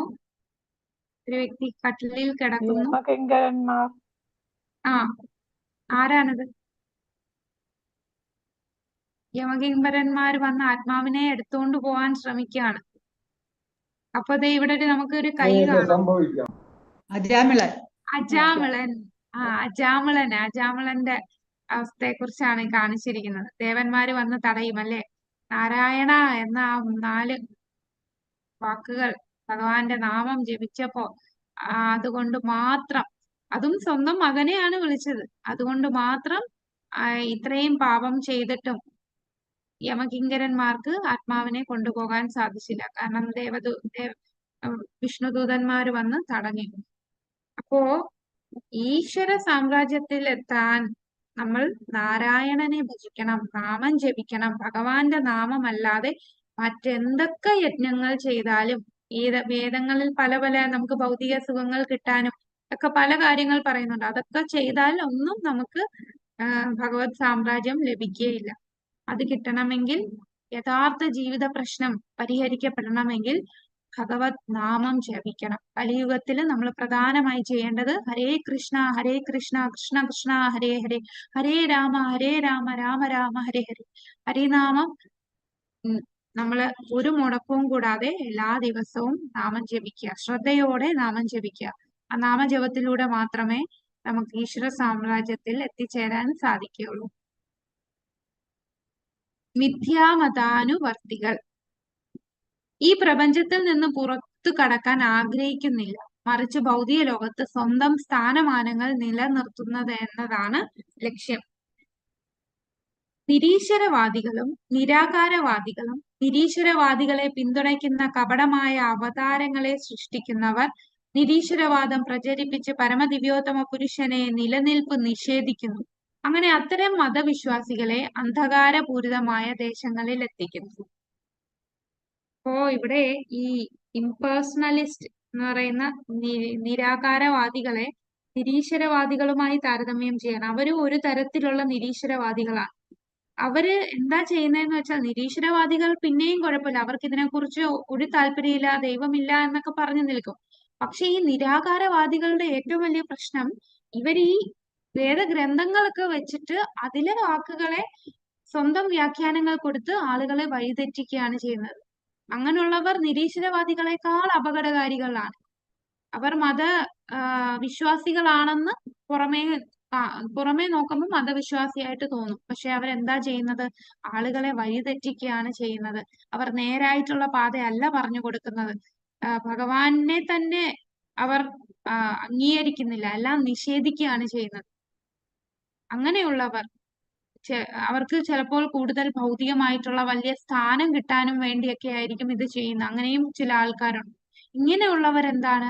കപടമായിട്ടുള്ള ഈ മിഥ്യ ആത്മീയവാദികൾ, അവരെല്ലാം കൂടുതൽ അന്ധകാരപൂരിതമായ ദേശങ്ങളിലാണ് എത്തുക. അവർക്ക് ജ്ഞാനമോ ഭൗതിക വ്യവഹാരങ്ങളിൽ വിരക്തിയോ ഇല്ല. തത്വങ്ങൾ പാലിക്കാതെ മിഥ്യയായി ആചാര്യന്മാരാകും. ഒരുപാട് ഇപ്പോ നമ്മുടെ സമൂഹത്തിൽ ഉള്ള ഒരു 90% സന്യാസിമാരും ആചാര്യന്മാരും എല്ലാം തത്വങ്ങൾ പാലിക്കാതെ ഉള്ള ആൾക്കാരാണ്. അങ്ങനെ ഒരുപാട് കള്ള സന്യാസിമാരുണ്ട്. പത്രത്തിലൊക്കെ പലരും ചതിക്കപ്പെട്ടു, പലരുടെയും പണം തട്ടിയെടുത്തു. ആൾക്കാർ ഇപ്പോഴും അന്ധമായിട്ട് ഓരോന്ന് വിശ്വസിക്കുകയാണ്. എത്ര കേസുകൾ നമ്മൾ എല്ലാ ദിവസവും പത്രത്തിൽ കണ്ടാൽ പോലും ചില ആൾക്കാർ ഇതെല്ലാം കണ്ട് വിശ്വസിച്ച് എല്ലാം മറന്ന് കയ്യിലുള്ള എല്ലാ പൈസ എല്ലാം കൊടുക്കും. അപ്പൊ ഭൗതികമായിട്ട് ഒരുപാട് കപട സന്യാസിമാരുണ്ട്. അവരെന്താണ്, ഈ തത്വങ്ങളൊന്നും പാലിക്കില്ല. അവർക്കൊന്നിനോടും വിരക്തി കാണത്തില്ല. ഭൗതികമായിട്ടുള്ള ഒരു വസ്തുവിനോടും വിരക്തി കാണില്ല. എല്ലാം വലിയ ഭഗവത്ഗീതയിലെ വലിയ ശ്ലോകങ്ങളൊക്കെ പറഞ്ഞ് വലിയ രീതിയിലുള്ള പ്രസംഗമൊക്കെ ചെയ്യും. എന്നിട്ട് അപ്പുറത്ത് പോയിരുന്ന് ചായ കുടിക്കും, അല്ലെങ്കിൽ ചിലപ്പോ നോൺ വെജ് കഴിക്കും. ഇങ്ങനെയുള്ള വ്യക്തികളായിരുന്നു. അപ്പോ അവർക്ക് എന്താണ്, യഥാർത്ഥ ജ്ഞാനമില്ല. ചിലപ്പോ നല്ല വാക്ചാവല്യം കാണും. ചില സംസ്കൃത ശ്ലോകങ്ങളൊക്കെ നല്ല സ്ഫുടമായിട്ട് ശ്ലോകങ്ങളൊക്കെ ചൊല്ലും. അതില് കട്ടിയുള്ള വാക്കുകളൊക്കെ അതിന്റെ അർത്ഥമൊക്കെ അവര് സ്വന്തം വ്യാഖ്യാനത്തിലൊക്കെ പറയും. അപ്പൊ ഒന്നും അറിയാത്ത ആൾക്കാർ ഇതൊക്കെ കേൾക്കുമ്പോൾ വലിയ ജ്ഞാനിയാണ്, അത്ര വലിയ മനുഷ്യനാണ് എന്നൊക്കെ പറഞ്ഞ് നമ്മൾ അവരെ ബഹുമാനിക്കും. പക്ഷെ എന്താണ് ചെയ്യുന്നത്? അവർ ഈ പറയുന്ന ഒരു ജ്ഞാനവുമില്ല, ഈ പറയുന്ന ഒന്നും ചെയ്യില്ല. ഭൗതികമായിട്ടുള്ള കാര്യങ്ങളിൽ അവർക്ക് വിരക്തി ഉണ്ടാവില്ല. ഒരു തത്വവും പാലിക്കാത്തവരാണ്. അങ്ങനെയുള്ളവർ മിഥ്യയായി ആചാര്യന്മാരാകുന്നു. ഭൗതിക ബന്ധത്തിൽ നിന്നുള്ള മോക്ഷത്തിന്റെ മാർഗം പൂർണ്ണമായും ഭഗവാനെ സേവിക്കുന്നതിൽ നിന്ന് ലഭിക്കുന്ന ജ്ഞാനത്തിന്റെയും വിരക്തിയുടെയും തത്വങ്ങളെ ആശ്രയിച്ചിരിക്കുന്നു. അല്ലാതെ മറ്റൊരു വഴിയുമില്ല. നമുക്ക് ഭൗതികമായിട്ടുള്ള മോക്ഷം കിട്ടണം എന്നുണ്ടെങ്കിൽ തീർച്ചയായിട്ടും ഭഗവാന്റെ സേവിക്കണം. അതിൽ നിന്ന് നമുക്ക് ലഭിക്കുന്ന വിരക്തി, അതിനെ മാത്രമേ ആശ്രയിക്കുന്നുള്ളൂ. അല്ലാതെ മറ്റൊരു വഴിയിലും നമുക്ക് ഇത് സാധിക്കില്ല. ഒരു മിഥ്യാ മതവാദികൾക്ക് ഇവ രണ്ടുമില്ല, അല്ലെ? മതവാദികൾക്ക് എന്താ, ഭൗതികമായിട്ട് ആഗ്രഹങ്ങളുണ്ട്, കൂടാതെ അവർക്ക് യഥാർത്ഥമായ ജ്ഞാനത്തെ കുറിച്ചും അറിയില്ല. മോക്ഷം എങ്ങനെയാണ് കിട്ടുന്നത് എന്ന് പോലും അവർക്കറിയില്ല. അവർ ഭക്തിയുത സേവനമൊന്നും ചെയ്യുകയുമില്ല. അങ്ങനെയുള്ളവരാണ് മിഥ്യാ മതവാദി. ഇന്ന് നമ്മുടെ സമൂഹത്തിൽ ഒരുപാട് ഭയക്കേണ്ട ഒന്നാണ്. ആളുകളുടെ വിശ്വാസത്തെ, അവരുടെ നിഷ്കളങ്കതയെ ചൂഷണം ചെയ്യുന്ന ഒരു സമൂഹം, കുറെ കള്ള സന്യാസിമാർ ഇന്ന് നമ്മുടെ സമൂഹത്തുണ്ട്. അപ്പൊ ഇവരെയൊക്കെ നമ്മൾ സൂക്ഷിക്കണം. നമ്മൾ എന്തായാലും അങ്ങോട്ട് പോവില്ല. നമുക്ക് പൂർണ്ണമായിട്ടുള്ള ജ്ഞാനം, ഭഗവത്ഗീത എന്താണ് യഥാർത്ഥമായിട്ടുള്ളത് എന്ന് ഗുരുശിഷ്യ പരമ്പരയിലൂടെ കിട്ടി. അപ്പൊ നമുക്കിപ്പോ വ്യക്തമായിട്ട് അറിയാം ആരാണ് ശരിയും തെറ്റും തിരിച്ചറിയാനുള്ള ഒരു വിവേക ബുദ്ധി നമുക്കിപ്പോ വന്നിട്ടുണ്ട്. അതുകൊണ്ട് ഇതുപോലെയുള്ള കള്ളത്തരങ്ങളിൽ നമ്മൾ വീഴുകയില്ല. ഇതാണ് ഇവിടെ പറഞ്ഞിരിക്കുന്നത്. അപ്പോ ഇവിടെ സംഭൂതി അസംഭൂതി. സംഭൂതി എന്ന് പറഞ്ഞാൽ പരമദിവ്യോത്തമ പുരുഷനാണ്. എന്നാൽ ഈ ശ്ലോകത്തിൽ, ഈ മന്ത്രത്തിൽ പറയുന്ന സംഭൂതി എന്ന് ഉദ്ദേശിക്കുന്ന പോലെയുള്ള നിരാകാര അവ്യക്തിഗതവാദികളാണ്. ബ്രഹ്മത്തെ ആരാധിക്കുന്ന അവ്യക്തിഗതവാദികളെ കുറിച്ചാണ്, കൂടുതലും മായാവാദികളെ കുറിച്ചാണ് പറയുന്നത്. സംഭൂതി എന്ന് പറഞ്ഞാൽ അത് പരമദിവ്യോത്തമ പുരുഷൻ, സമ്പൂർണ്ണ സ്വതന്ത്രനായിട്ടുള്ള വ്യക്തിയാണ് സംഭൂതി. അസംഭൂതി എന്ന് പറഞ്ഞാൽ ആശ്രയിച്ച് ജീവിക്കുന്നവർ, സമ്പൂർണ്ണ സ്വാതന്ത്ര്യം ഇല്ലാത്തവരാണ്. അപ്പോൾ ഇവിടെ എന്തുകൊണ്ടാണ് മായാവാദികളെ നമ്മൾ സൂക്ഷിക്കണം എന്ന് പറയുന്നത്? കാരണം ഈ മായാവാദികൾ പഠിപ്പിക്കുന്ന എന്താണ്? നമുക്കും നാളെ ദൈവമായി മാറാം. നമ്മൾ അതാണല്ലോ, നമ്മൾ ഈ ലോകത്ത് വന്നതിന്റെ ഉദ്ദേശം തന്നെ അതാണ്. എന്തുകൊണ്ടാണ് നമ്മൾ ഈ ഭൗതിക ലോകത്ത് ഇപ്പൊ വന്ന് ഇരിക്കാൻ കാരണം? എനിക്ക് ഭഗവാനിൽ നിന്ന് സ്വതന്ത്രനായി സ്വന്തമായിട്ട് ആസ്വദിക്കണം, എനിക്കും ദൈവമാകണം, എനിക്കും കൃഷ്ണനെ പോലെ ആയാലോ. കൃഷ്ണൻ എന്താ ഇങ്ങനെ എല്ലാം ആസ്വദിക്കുന്നു, ദൈവമായി നിൽക്കുന്നത്, എനിക്കെന്ത് ദൈവം ആയിക്കൂടെ? ആ ഒരു ചിന്ത കൊണ്ടാണ് നമ്മൾ ഇവിടെ വന്നത്. അങ്ങനെ ഇവിടെ ഭൗതിക ലോകത്ത് എല്ലാം പിടിച്ചടക്കാൻ ശ്രമിക്കുകയാണ്. അങ്ങനെ ഇരിക്കുന്ന നമ്മളെ വന്ന് മായാവാദികൾ എന്താണ് പഠിപ്പിക്കുന്നത്?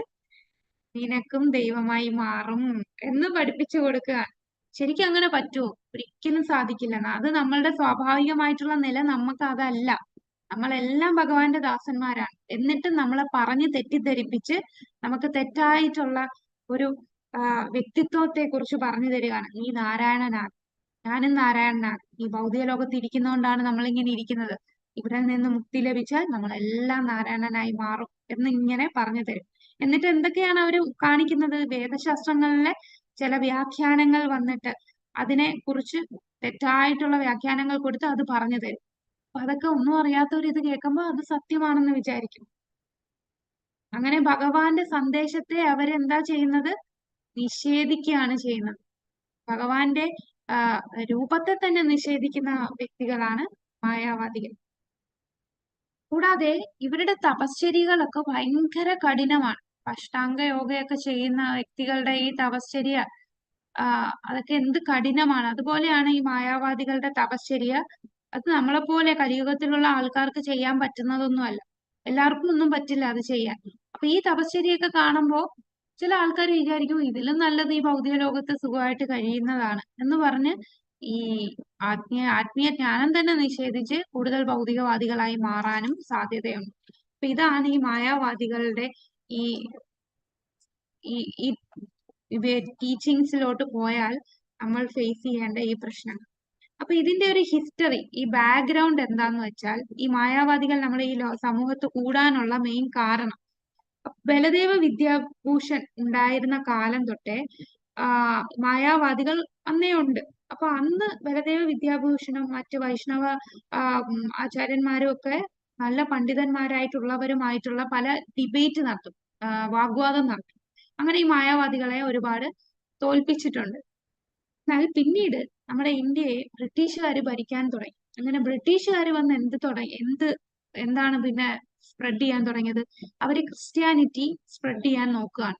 അപ്പൊ ഈ ഇന്ത്യയിൽ ക്രിസ്ത്യാനിറ്റിയെ സ്പ്രെഡ് ചെയ്യാൻ നേരത്ത് അവർക്ക് ഏറ്റവും തടസ്സമായി നിന്നത് ഇവിടുത്തെ ഗുരുകുല വിദ്യാഭ്യാസമാണ്. അപ്പൊ നമ്മുടെ ഇന്ത്യയുടെ നട്ടെല്ലായിരുന്ന ആ ഗുരുകുല വിദ്യാഭ്യാസത്തെ അവര് ആദ്യം തന്നെ തകർത്തു. ഗുരുകുലത്തിൽ പഠിക്കുന്നവർക്ക് ഒരു ആനുകൂല്യവും കൊടുക്കാതെ അവരെ പല രീതിയിൽ ടോർച്ചർ ചെയ്ത് അങ്ങനെ അവര് തന്നെ ഓരോ സ്കൂളും കോളേജും ഒക്കെ തുടങ്ങി ആൾക്കാർക്ക് കൺഫ്യൂഷൻ ഉണ്ടാക്കി കൊടുത്തു. നിങ്ങൾക്ക് ഒരുപാട് ദേവീദേവന്മാരൊക്കെ ഉണ്ടല്ലോ, ഇതിൽ ആരാണ് ദേവൻ എന്ന് നിങ്ങൾക്കറിയാമോ? പിന്നെ കുറെ നിയമങ്ങളും ഒരുപാട് കോംപ്ലക്സിറ്റി ആണ് എന്ന് നമ്മളുടെ ഉള്ളിൽ ഈ കുട്ടിക്കാലത്ത് തന്നെ കുട്ടികളുടെ ഉള്ളിൽ ഇതൊക്കെ നിറച്ചു കൊടുക്കുകയാണ്. അങ്ങനെയാണ് നമ്മൾ ഈ നിലയിൽ എത്തിപ്പോയത് അല്ലേ? നമുക്ക് ഇതൊന്നും അറിയില്ലായിരുന്നു എന്തായിരുന്നു ഇത്രയും നാളും. കൃഷ്ണാവതി വരുന്നതിന് മുമ്പ് നമുക്കും അറിയില്ല. ഒരുപാട് ദേവീദേവന്മാരെ, ഒരു ദേവനെ ആരാധിച്ചാൽ മറ്റു ദേവന് വിഷമം വരില്ലേ എന്ന് ചിന്തിച്ച് നമ്മൾ കാണുന്ന എല്ലാ അമ്പലത്തിലും പോകും, എല്ലാ പൂജയും ചെയ്യും. നമുക്ക് തന്നെ അറിയില്ല എന്താണ് ശരി എന്താണ് തെറ്റ്, എന്തുകൊണ്ടാണ് ഈ ആചാരങ്ങൾ ചെയ്യുന്നത് ഇതൊന്നും അറിയില്ല. കാരണം അത് അവിടം തൊട്ട് ഈ ബ്രിട്ടീഷുകാർ അന്ന് പഠിപ്പിച്ചു കൊടുത്ത ആളുകളുടെ ഉള്ളിൽ കൺഫ്യൂഷൻ ഉണ്ടാക്കിയതാണ്. എന്നിട്ട് അവര് പറയും ഞങ്ങളുടെ എന്ത് സിമ്പിൾ ആയിട്ടുള്ളതാണ്, നമുക്ക് ഒരു ദൈവമേ ഉള്ളൂ. അങ്ങനെ ക്രിസ്ത്യാനിറ്റിയിലോട്ട് ആളുകളെ കൊണ്ടുവന്നു, അവരെ അതിലോട്ട് കൊണ്ടുവന്നു. അതിന്റെ ഇടയിൽ കൂടെ ഈ മായാവാദം കൂടെ മാനവ സേവയാണ്, മാധവ സേവ, നമ്മളും ദൈവമായി മാറും എന്നുള്ള സിദ്ധാന്തവും കൊണ്ട് മായാവാദികൾ വന്നു. സ്വാമി വിവേകാനന്ദനൊക്കെ ഇത് ഫോളോ ചെയ്യുന്നവരാണ്. പിന്നീടാണ് ഭക്തി വിനോദ് ഠാക്കൂർ, ഭക്തി സിദ്ധാന്ത സരസ്വതി ഠാക്കൂർ, ശ്രീല പ്രഭുപാദ ഒക്കെ വന്നിട്ടാണ് ഈ മായാവാദത്തെ നല്ല സ്ട്രോങ് ആയിട്ട് അവർക്കെതിരായിട്ട് ഈ എല്ലാ വേദശാസ്ത്രങ്ങളിലെയും പണ്ഡിതന്മാരാണ് അല്ലെ. അപ്പൊ അതനുസരിച്ച് ഇവര് പറയുന്ന തെറ്റാണ് എന്ന് നന്നായിട്ട് വാദിക്കാൻ സാധിച്ചത് ഭക്തി സിദ്ധാന്ത സരസ്വതി ഠാക്കൂർ, ആ ഒരു ഭക്തി വിനോദ് ഠാക്കൂർ തൊട്ട് ഇങ്ങോട്ടാണ് വന്നത്. നമ്മുടെ ഈ ഒരു സമൂഹം ഇങ്ങനെ ഇത്രയും അധപ്പതിക്കാനുള്ള ഒരു കാരണം നമുക്കറിയാം, കലിയുഗമാണ്. കലിയുഗത്തിൽ ഇത് സംഭവിക്കും. പിന്നെ ഈ ബ്രാഹ്മണ, ക്ഷത്രിയ, വൈശ്യ, ശൂദ്രാസ് ഇതിനെല്ലാം ഈ ബ്രാഹ്മണർക്ക് അഹങ്കാരവും അഭിമാനവും കൊണ്ട് നിറഞ്ഞിരുന്നു. അപ്പൊ നല്ല ഒരു ബ്രാഹ്മണിക്കൽ കൾച്ചറുള്ള ആൾക്കാർ കുറഞ്ഞു തുടങ്ങി. അത് തുടക്കം എവിടാന്നറിയോ? നമ്മുടെ പരിഷിത്ത് മഹാരാജാവിനെ ആരാണ് ശപിക്കുന്നത്? 7ാമത്തെ ദിവസം തക്ഷകന്റെ കടിയേറ്റ് മരിക്കുമെന്ന് ശപിക്കും. ആരാണ്? മുനിപുത്രനായ ശൃംഗി. ശമിക മഹർഷിയുടെ മകനായ ശൃംഗി വെറും 12 വയസ്സുള്ള കുട്ടിയാണ്. ആ 12 വയസ്സുള്ള കുട്ടിക്ക് അത്രയും ബ്രാഹ്മണിക്കൽ തേജസ് ഉണ്ട്. ആ തേജസ്സും ശക്തിയും കൊണ്ട് 12 വയസ്സുള്ള കുട്ടിയാണ് ഈ പ്രപഞ്ചത്തിന്റെ രാജാവായിട്ടുള്ള പരിഷിത്ത് മഹാരാജാവ്, ഭഗവാന്റെ തന്നെ പ്രതിനിധിയായിട്ടിരിക്കുന്ന ആ സ്ഥാനത്തിരിക്കുന്ന വ്യക്തിയെ ശപിക്കുന്നത്. അപ്പൊ അന്ന് തൊട്ടാണ് ഈ ബ്രാഹ്മണർക്ക് ഈ അഹങ്കാരവും അഭിമാനവും ഒക്കെ വർദ്ധിച്ചു വരും. പിന്നീട് ക്ഷത്രിയരും ക്ഷയിച്ചു തുടങ്ങി. ക്ഷത്രിയർക്കും ലോകത്തെ നന്നാക്കാനോ പ്രജകളെ നോക്കാനോ ഉള്ള ആഗ്രഹമില്ല. എല്ലാവർക്കും സ്വന്തം കീശയിൽ എങ്ങനെ പണം സ്വരൂപിക്കാം, സ്വന്തമായിട്ട് ആസ്വദിക്കാം. ഇന്നത്തെ നമ്മുടെ നാട് ഭരിക്കുന്ന ആൾക്കാരുടെ അതേ സ്ഥിതി തന്നെ. അവരുടെയൊക്കെ ആഗ്രഹം എന്താണ്? എങ്ങനെ എന്റെ കീശ വലുതാക്കാം, ആളുകളെ ചൂഷണം ചെയ്യാം, ഈ ഒരു ചിന്തയായി ക്ഷത്രിയർക്ക്. പിന്നീട് ആസുരിക സ്വഭാവമുള്ളവർ ബ്രാഹ്മണരായിട്ട് ജനിക്കാൻ തുടങ്ങി കലിയുഗത്ത്. ഈ ബ്രാഹ്മണരുടെ ആ ക്വാളിറ്റി തന്നെ ക്ഷയിച്ചു തുടങ്ങി. മത്സ്യമാംസാദികളൊക്കെ തിന്നു തുടങ്ങി. എന്തു പറഞ്ഞാണ് അവർ മത്സ്യമാംസാദികൾ കഴിക്കുന്നത്? ഗ്രന്ഥങ്ങൾ ഇത് ഉദ്ധരിച്ചുകൊണ്ടാണ് അവർ ഇതൊക്കെ പറയുന്നത്. ഗ്രന്ഥങ്ങളെ പറയുന്നതിനെ തെറ്റായിട്ട് വ്യാഖ്യാനിച്ച് അവർ സ്വന്തം ഇന്ദ്രിയ സംതൃപ്തിയുടെ പുറകെ പോവാൻ. അപ്പോഴാണ് ആരവതരിക്കുന്നത്? ഗ്രന്ഥങ്ങളെ നിഷേധിച്ച് ബഹിഷ്കരിക്കാനായിട്ട് ആരവതരിക്കും? ഭഗവാന്റെ ബുദ്ധനല്ലേ ബുദ്ധൻ അവതരിക്കും. ബുദ്ധനായിട്ട് അവതരിച്ചിട്ട് എന്താണ് പറയുന്നത്? അഹിംസ പ്രചരിപ്പിക്കുകയാണ്. ഗ്രന്ഥങ്ങളെല്ലാം ബഹിഷ്കരിക്കും, ഗ്രന്ഥങ്ങളെ ഇല്ലാതാക്കി, ആരും ഗ്രന്ഥം വായിക്കണ്ട എന്ന് പറഞ്ഞ് അഹിംസ സ്പ്രെഡ് ചെയ്യും. ആ സമയത്ത് അശോക ചക്രവർത്തി വന്ന സമയത്ത് അദ്ദേഹം ഒരുപാട് ഏഷ്യ മൊത്തവും ബുദ്ധിസം സ്പ്രെഡ് ചെയ്യും. അപ്പൊ ഈ ബുദ്ധിസം എന്ന് പറഞ്ഞാൽ അവർക്ക് പുനർജന്മമൊന്നുമില്ല, മരിച്ചു കഴിഞ്ഞാൽ പിന്നെ ഒന്നുമില്ല, ശൂന്യമാണ്. ശൂന്യവാദികളാണ് ബുദ്ധിസം. അപ്പം ബുദ്ധൻ അവതരിച്ചപ്പോ ബുദ്ധൻ ഒരിക്കലും ദൈവത്തെ കുറിച്ച് പറഞ്ഞിട്ടില്ല. അഹിംസയാണ് കൂടുതലും പറഞ്ഞ, എല്ലാരെയും സ്നേഹിക്കാനും പിന്നെ മരിച്ചു കഴിഞ്ഞാൽ ഒന്നുമില്ല, ശൂന്യമാണ് എന്നുള്ള രീതിയിലുള്ള പ്രചാരണമാണ് ചെയ്തത്. അങ്ങനെ സമൂഹത്തിൽ വീണ്ടും പ്രശ്നങ്ങൾ ഉണ്ടായി. ബ്രാഹ്മണരെല്ലാം അഴിമതിക്കാരായി. പിന്നെ രാജാക്കന്മാരെല്ലാം കൊള്ളയും എല്ലാ കൊലയാളികളും എല്ലാമായി. അങ്ങനെ ഒരു സമൂഹം മൊത്തവും ഒരു വേദശാസ്ത്രങ്ങളൊന്നും പാലിക്കാത്തവരായി. കാരണം വേദങ്ങളെ നിഷേധിച്ചത് കൊണ്ട് വേദങ്ങൾ അനുസരിച്ച് ജീവിക്കുന്നില്ല. അങ്ങനെയാണ് ആരാണ് അവതരിക്കുന്നത്? നമ്മുടെ മഹാദേവൻ ആരായിട്ടാണ് അവതരിക്കുന്നത്? ശങ്കരാചാര്യരായിട്ട് വരുന്നു. അപ്പൊ ശങ്കരാചാര്യരുടെ അവതാര ഉദ്ദേശം തന്നെ, കാരണം ഈ ബുദ്ധിസം കാരണം ആരും ദൈവത്തെ ആരാധിക്കുന്നില്ല, ദേവന്മാരെ ആരാധിക്കുന്നില്ല. കാരണം ബുദ്ധിസത്തില് ഈ സ്ക്രിപ്റ്റേഴ്സിനെ എടുത്ത് കളഞ്ഞു. അപ്പൊ ശങ്കരാചാര്യർ ആൾക്കാരെ ബുദ്ധിസ്റ്റ് ഫിലോസഫിയിൽ നിന്ന് ദൈവത്തെ ആരാധിക്കാൻ വേണ്ടി ക്ഷേത്രങ്ങളൊക്കെ പണിയും. പക്ഷെ അദ്ദേഹത്തിന് പെട്ടെന്ന് നമ്മളെല്ലാം ഭഗവാന്റെ അംശമാണ്, പരമദിവ്യോത്തമ പുരുഷനാണ് കൃഷ്ണൻ, അദ്ദേഹത്തെയാണ് ആരാധിക്കുന്നത് എന്ന് ഇങ്ങനെയുള്ള ഒരു സമൂഹത്തിന് പെട്ടെന്ന് പറഞ്ഞു കൊടുക്കാൻ പറ്റില്ല. കാരണം അവർക്ക് അത് അത്രയും ഉൾക്കൊള്ളാൻ സാധിക്കില്ല. പയ്യെ പയ്യെ ഗ്രാജുവൽ ആയിട്ട് അവരെ കൊണ്ടുപോകാനായിട്ട് അദ്ദേഹം എന്ത് പറഞ്ഞു കൊടുക്കും? ദൈവം, ഞാനും, നിങ്ങളെല്ലാം ദൈവമാണ്, ഞാനും ദൈവമാണ്. അപ്പൊ അങ്ങനെ പറഞ്ഞ് ദൈവമുണ്ട് എന്നുള്ള ഒരു സ്ഥാനത്തേക്ക് കൊണ്ടുവരികയാണ് ചെയ്തത്. ദൈവമുണ്ട്. അപ്പൊ നേരത്തെ ദൈവത്തെ കുറിച്ച് ഒന്നും പറഞ്ഞില്ല ബുദ്ധൻ. വേദശാസ്ത്രങ്ങളെ നിഷേധിക്കുകയാണ് ചെയ്തത്. അപ്പൊ വേദശാസ്ത്രങ്ങളെ തിരിച്ചു കൊണ്ടുവന്ന് ദൈവമുണ്ട് എന്ന് പറഞ്ഞു കൊടുക്കാനായിട്ടാണ് ശങ്കരാചാര്യർ വന്നത്. അങ്ങനെയാണ് മായാവാദത്തിന്റെ തുടക്കം. പിന്നീട് ശങ്കരാചാര്യരുടെ ഫിലോസഫി, അദ്ദേഹം പറഞ്ഞതിനെ വ്യാഖ്യാനങ്ങൾ കൊടുത്ത് അദ്ദേഹത്തിന്റെ ശിഷ്യന്മാർ ഇപ്പം ആകെ കൂടി മായാവാദം ഒരു തകർന്ന ഒരുപാട് നിഷേധാത്മകമായിട്ടുള്ള ഒരു അപ്രോച്ചാണ് അവർക്കുള്ളത്. അപ്പൊ മായാവാദം പ്രകാരം നമ്മൾ മരിച്ചു കഴിഞ്ഞാൽ എന്തായി മാറും? ബ്രഹ്മനിൽ ലയിക്കും. അങ്ങനെ അവിടെ ശാന്തമായിട്ട് നമ്മൾ നാരായണനായിട്ട് വസിക്കാം എന്നാണ് മായാവാദികൾ പറയുന്നത്. അങ്ങനെ ശങ്കരാചാര്യരും ഇന്ത്യയിൽ ഒരുപാടടുത്ത് ഈ ഫിലോസഫി സ്പ്രെഡ് ചെയ്തു. പിന്നീടാണ് രാമാനുജാചാര്യർ വരുന്നത്. അദ്ദേഹം വിശിഷ്ട ദ്വൈത സിദ്ധാന്തമാണ് കൊണ്ടുവരുന്നത്. ദ്വൈതം എന്ന് പറഞ്ഞാൽ, അദ്വൈതം എന്ന് പറഞ്ഞാൽ ഞാനും ദൈവവും ഒന്നാണ് എന്നാണ് അദ്വൈതം പറയുന്നത്. രാമാനുജാചാര്യർ എന്താ പറയുന്നത്? ദ്വൈതം, രണ്ടാണ്. ഭഗവാൻ വേറെ, നമ്മൾ വേറെ. നമ്മൾ ഒന്ന്, ഭഗവാൻ പരമദിവ്യോത്തമ പുരുഷനായിട്ടുള്ള ഭഗവാൻ വേറെ. നാരായണൻ പുരുഷനാണ്, നമ്മൾ അതിന്റെ അംശം മാത്രമാണെന്ന് രാമാനുജാചാര്യർ പറഞ്ഞു. അതിനുശേഷം മധ്വാചാര്യർ വന്നു. മധ്വാചാര്യർ കുറച്ചുകൂടെ ഒരു എക്സ്പ്ലനേഷൻ തന്നു. ഓരോ ജീവാത്മാവും ഓരോ വ്യക്തികളാണ്, ജീവൻ എന്താണ്, പ്രകൃതി എന്താണ്, ഇതെല്ലാം വ്യത്യസ്തമാണ്, ഭഗവാൻ വ്യത്യസ്തമാണ്. ഇങ്ങനെയുള്ള ഫിലോസഫി മധ്വാചാര്യർ നമുക്ക് പറഞ്ഞു. പിന്നീട് ചൈതന്യ മഹാപ്രഭു വന്നു. ചൈതന്യ മഹാപ്രഭു എന്താണ്? അചിന്ത്യ ഭേദ അഭേദ തത്വം, ഗുണത്തിലൊന്നും അളവിൽ വ്യത്യസ്തവുമാണ് എന്നുള്ള തത്വം നമുക്ക് പഠിപ്പിച്ചു തന്നു. അപ്പൊ ഇങ്ങനെയാണ് ഈ മായാവാദവും മറ്റുള്ള ആ, ആത്മീയ വാദങ്ങളെല്ലാം നമ്മുടെ സമൂഹത്തിൽ വന്നത്. അപ്പൊ നമുക്ക് ഈ ബ്രിട്ടീഷുകാർ ഭരിച്ചതിന് ശേഷം ഒരുപാട് നമ്മളുടെ കൾച്ചറിനെ അവര് നശിപ്പിച്ചു. അപ്പൊ അവര് നശിപ്പിക്കുന്ന കുറെ നശിപ്പിക്കാതിട്ടതെല്ലാം ഇന്ന് നമുക്ക് ടിവിയും ഫോണും ഒക്കെ വന്ന് കൂടുതൽ നശിപ്പിച്ചുകൊണ്ടിരിക്കുകയാണ്. യൂട്യൂബും ഇതുപോലെ ഫേസ്ബുക്ക്, ഹരേ ഇൻസ്റ്റാഗ്രാം. കൃഷ്ണ മാതാജി. ഹരേ കൃഷ്ണ ഹരേ കൃഷ്ണ. മാതാജി, കേൾക്കാൻ വേണ്ടി ചോദിക്കുന്നത്. ഹരേ കൃഷ്ണ. മാതാജി, ഒരു ഡൗട്ട് നിൽക്കുന്നു, അത് ക്ലിയർ ചെയ്ത് പോട്ടെ. അതുകൊണ്ടാണ് ഇവിടെ ഇപ്പൊ നമ്മൾ 3 കാര്യങ്ങളെ കുറിച്ചാണ് ചർച്ച ചെയ്തത്: സംഭൂതി, അസംഭൂതി, ദേവതകൾ, പരമദിവ്യോത്തമ പുരുഷൻ, മായാവാദം.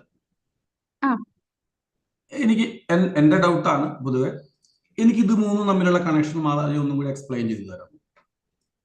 സംഭൂതി, അസംഭൂതി, ദേവന്മാർ. സംഭൂതി, അസംഭൂതി എനിക്ക് മനസ്സിലായി, ദേവതകൾ മനസ്സിലായി, മായാവാദം എന്താണെന്ന് മനസ്സിലായി, പരമദിവ്യോത്തമ പുരുഷൻ എന്താണെന്ന് മനസ്സിലായി. അതിനിടയ്ക്ക് മാതാജി പറഞ്ഞത് എനിക്ക് കൺഫ്യൂഷൻ ഉണ്ടാക്കി. കാരണം സംഭൂതി എന്ന് പറയുന്നത് 2 രീതിയിൽ മാതാജി പറഞ്ഞു. അതൊന്ന് എക്സ്പ്ലെയിൻ ചെയ്യും. ഓക്കെ പറഞ്ഞു. അതായത് നമ്മുടെ ഈ മന്ത്രത്തില് ശരിക്കുള്ള സംഭൂതി എന്ന് പറഞ്ഞാൽ സ്വതന്ത്രനായിട്ടുള്ള വ്യക്തി, അതായത് പരമദിവ്യോത്തമ പുരുഷൻ. അസംഭൂതി എന്ന് പറഞ്ഞാൽ ആശ്രയിച്ചിരിക്കുന്ന. പക്ഷേ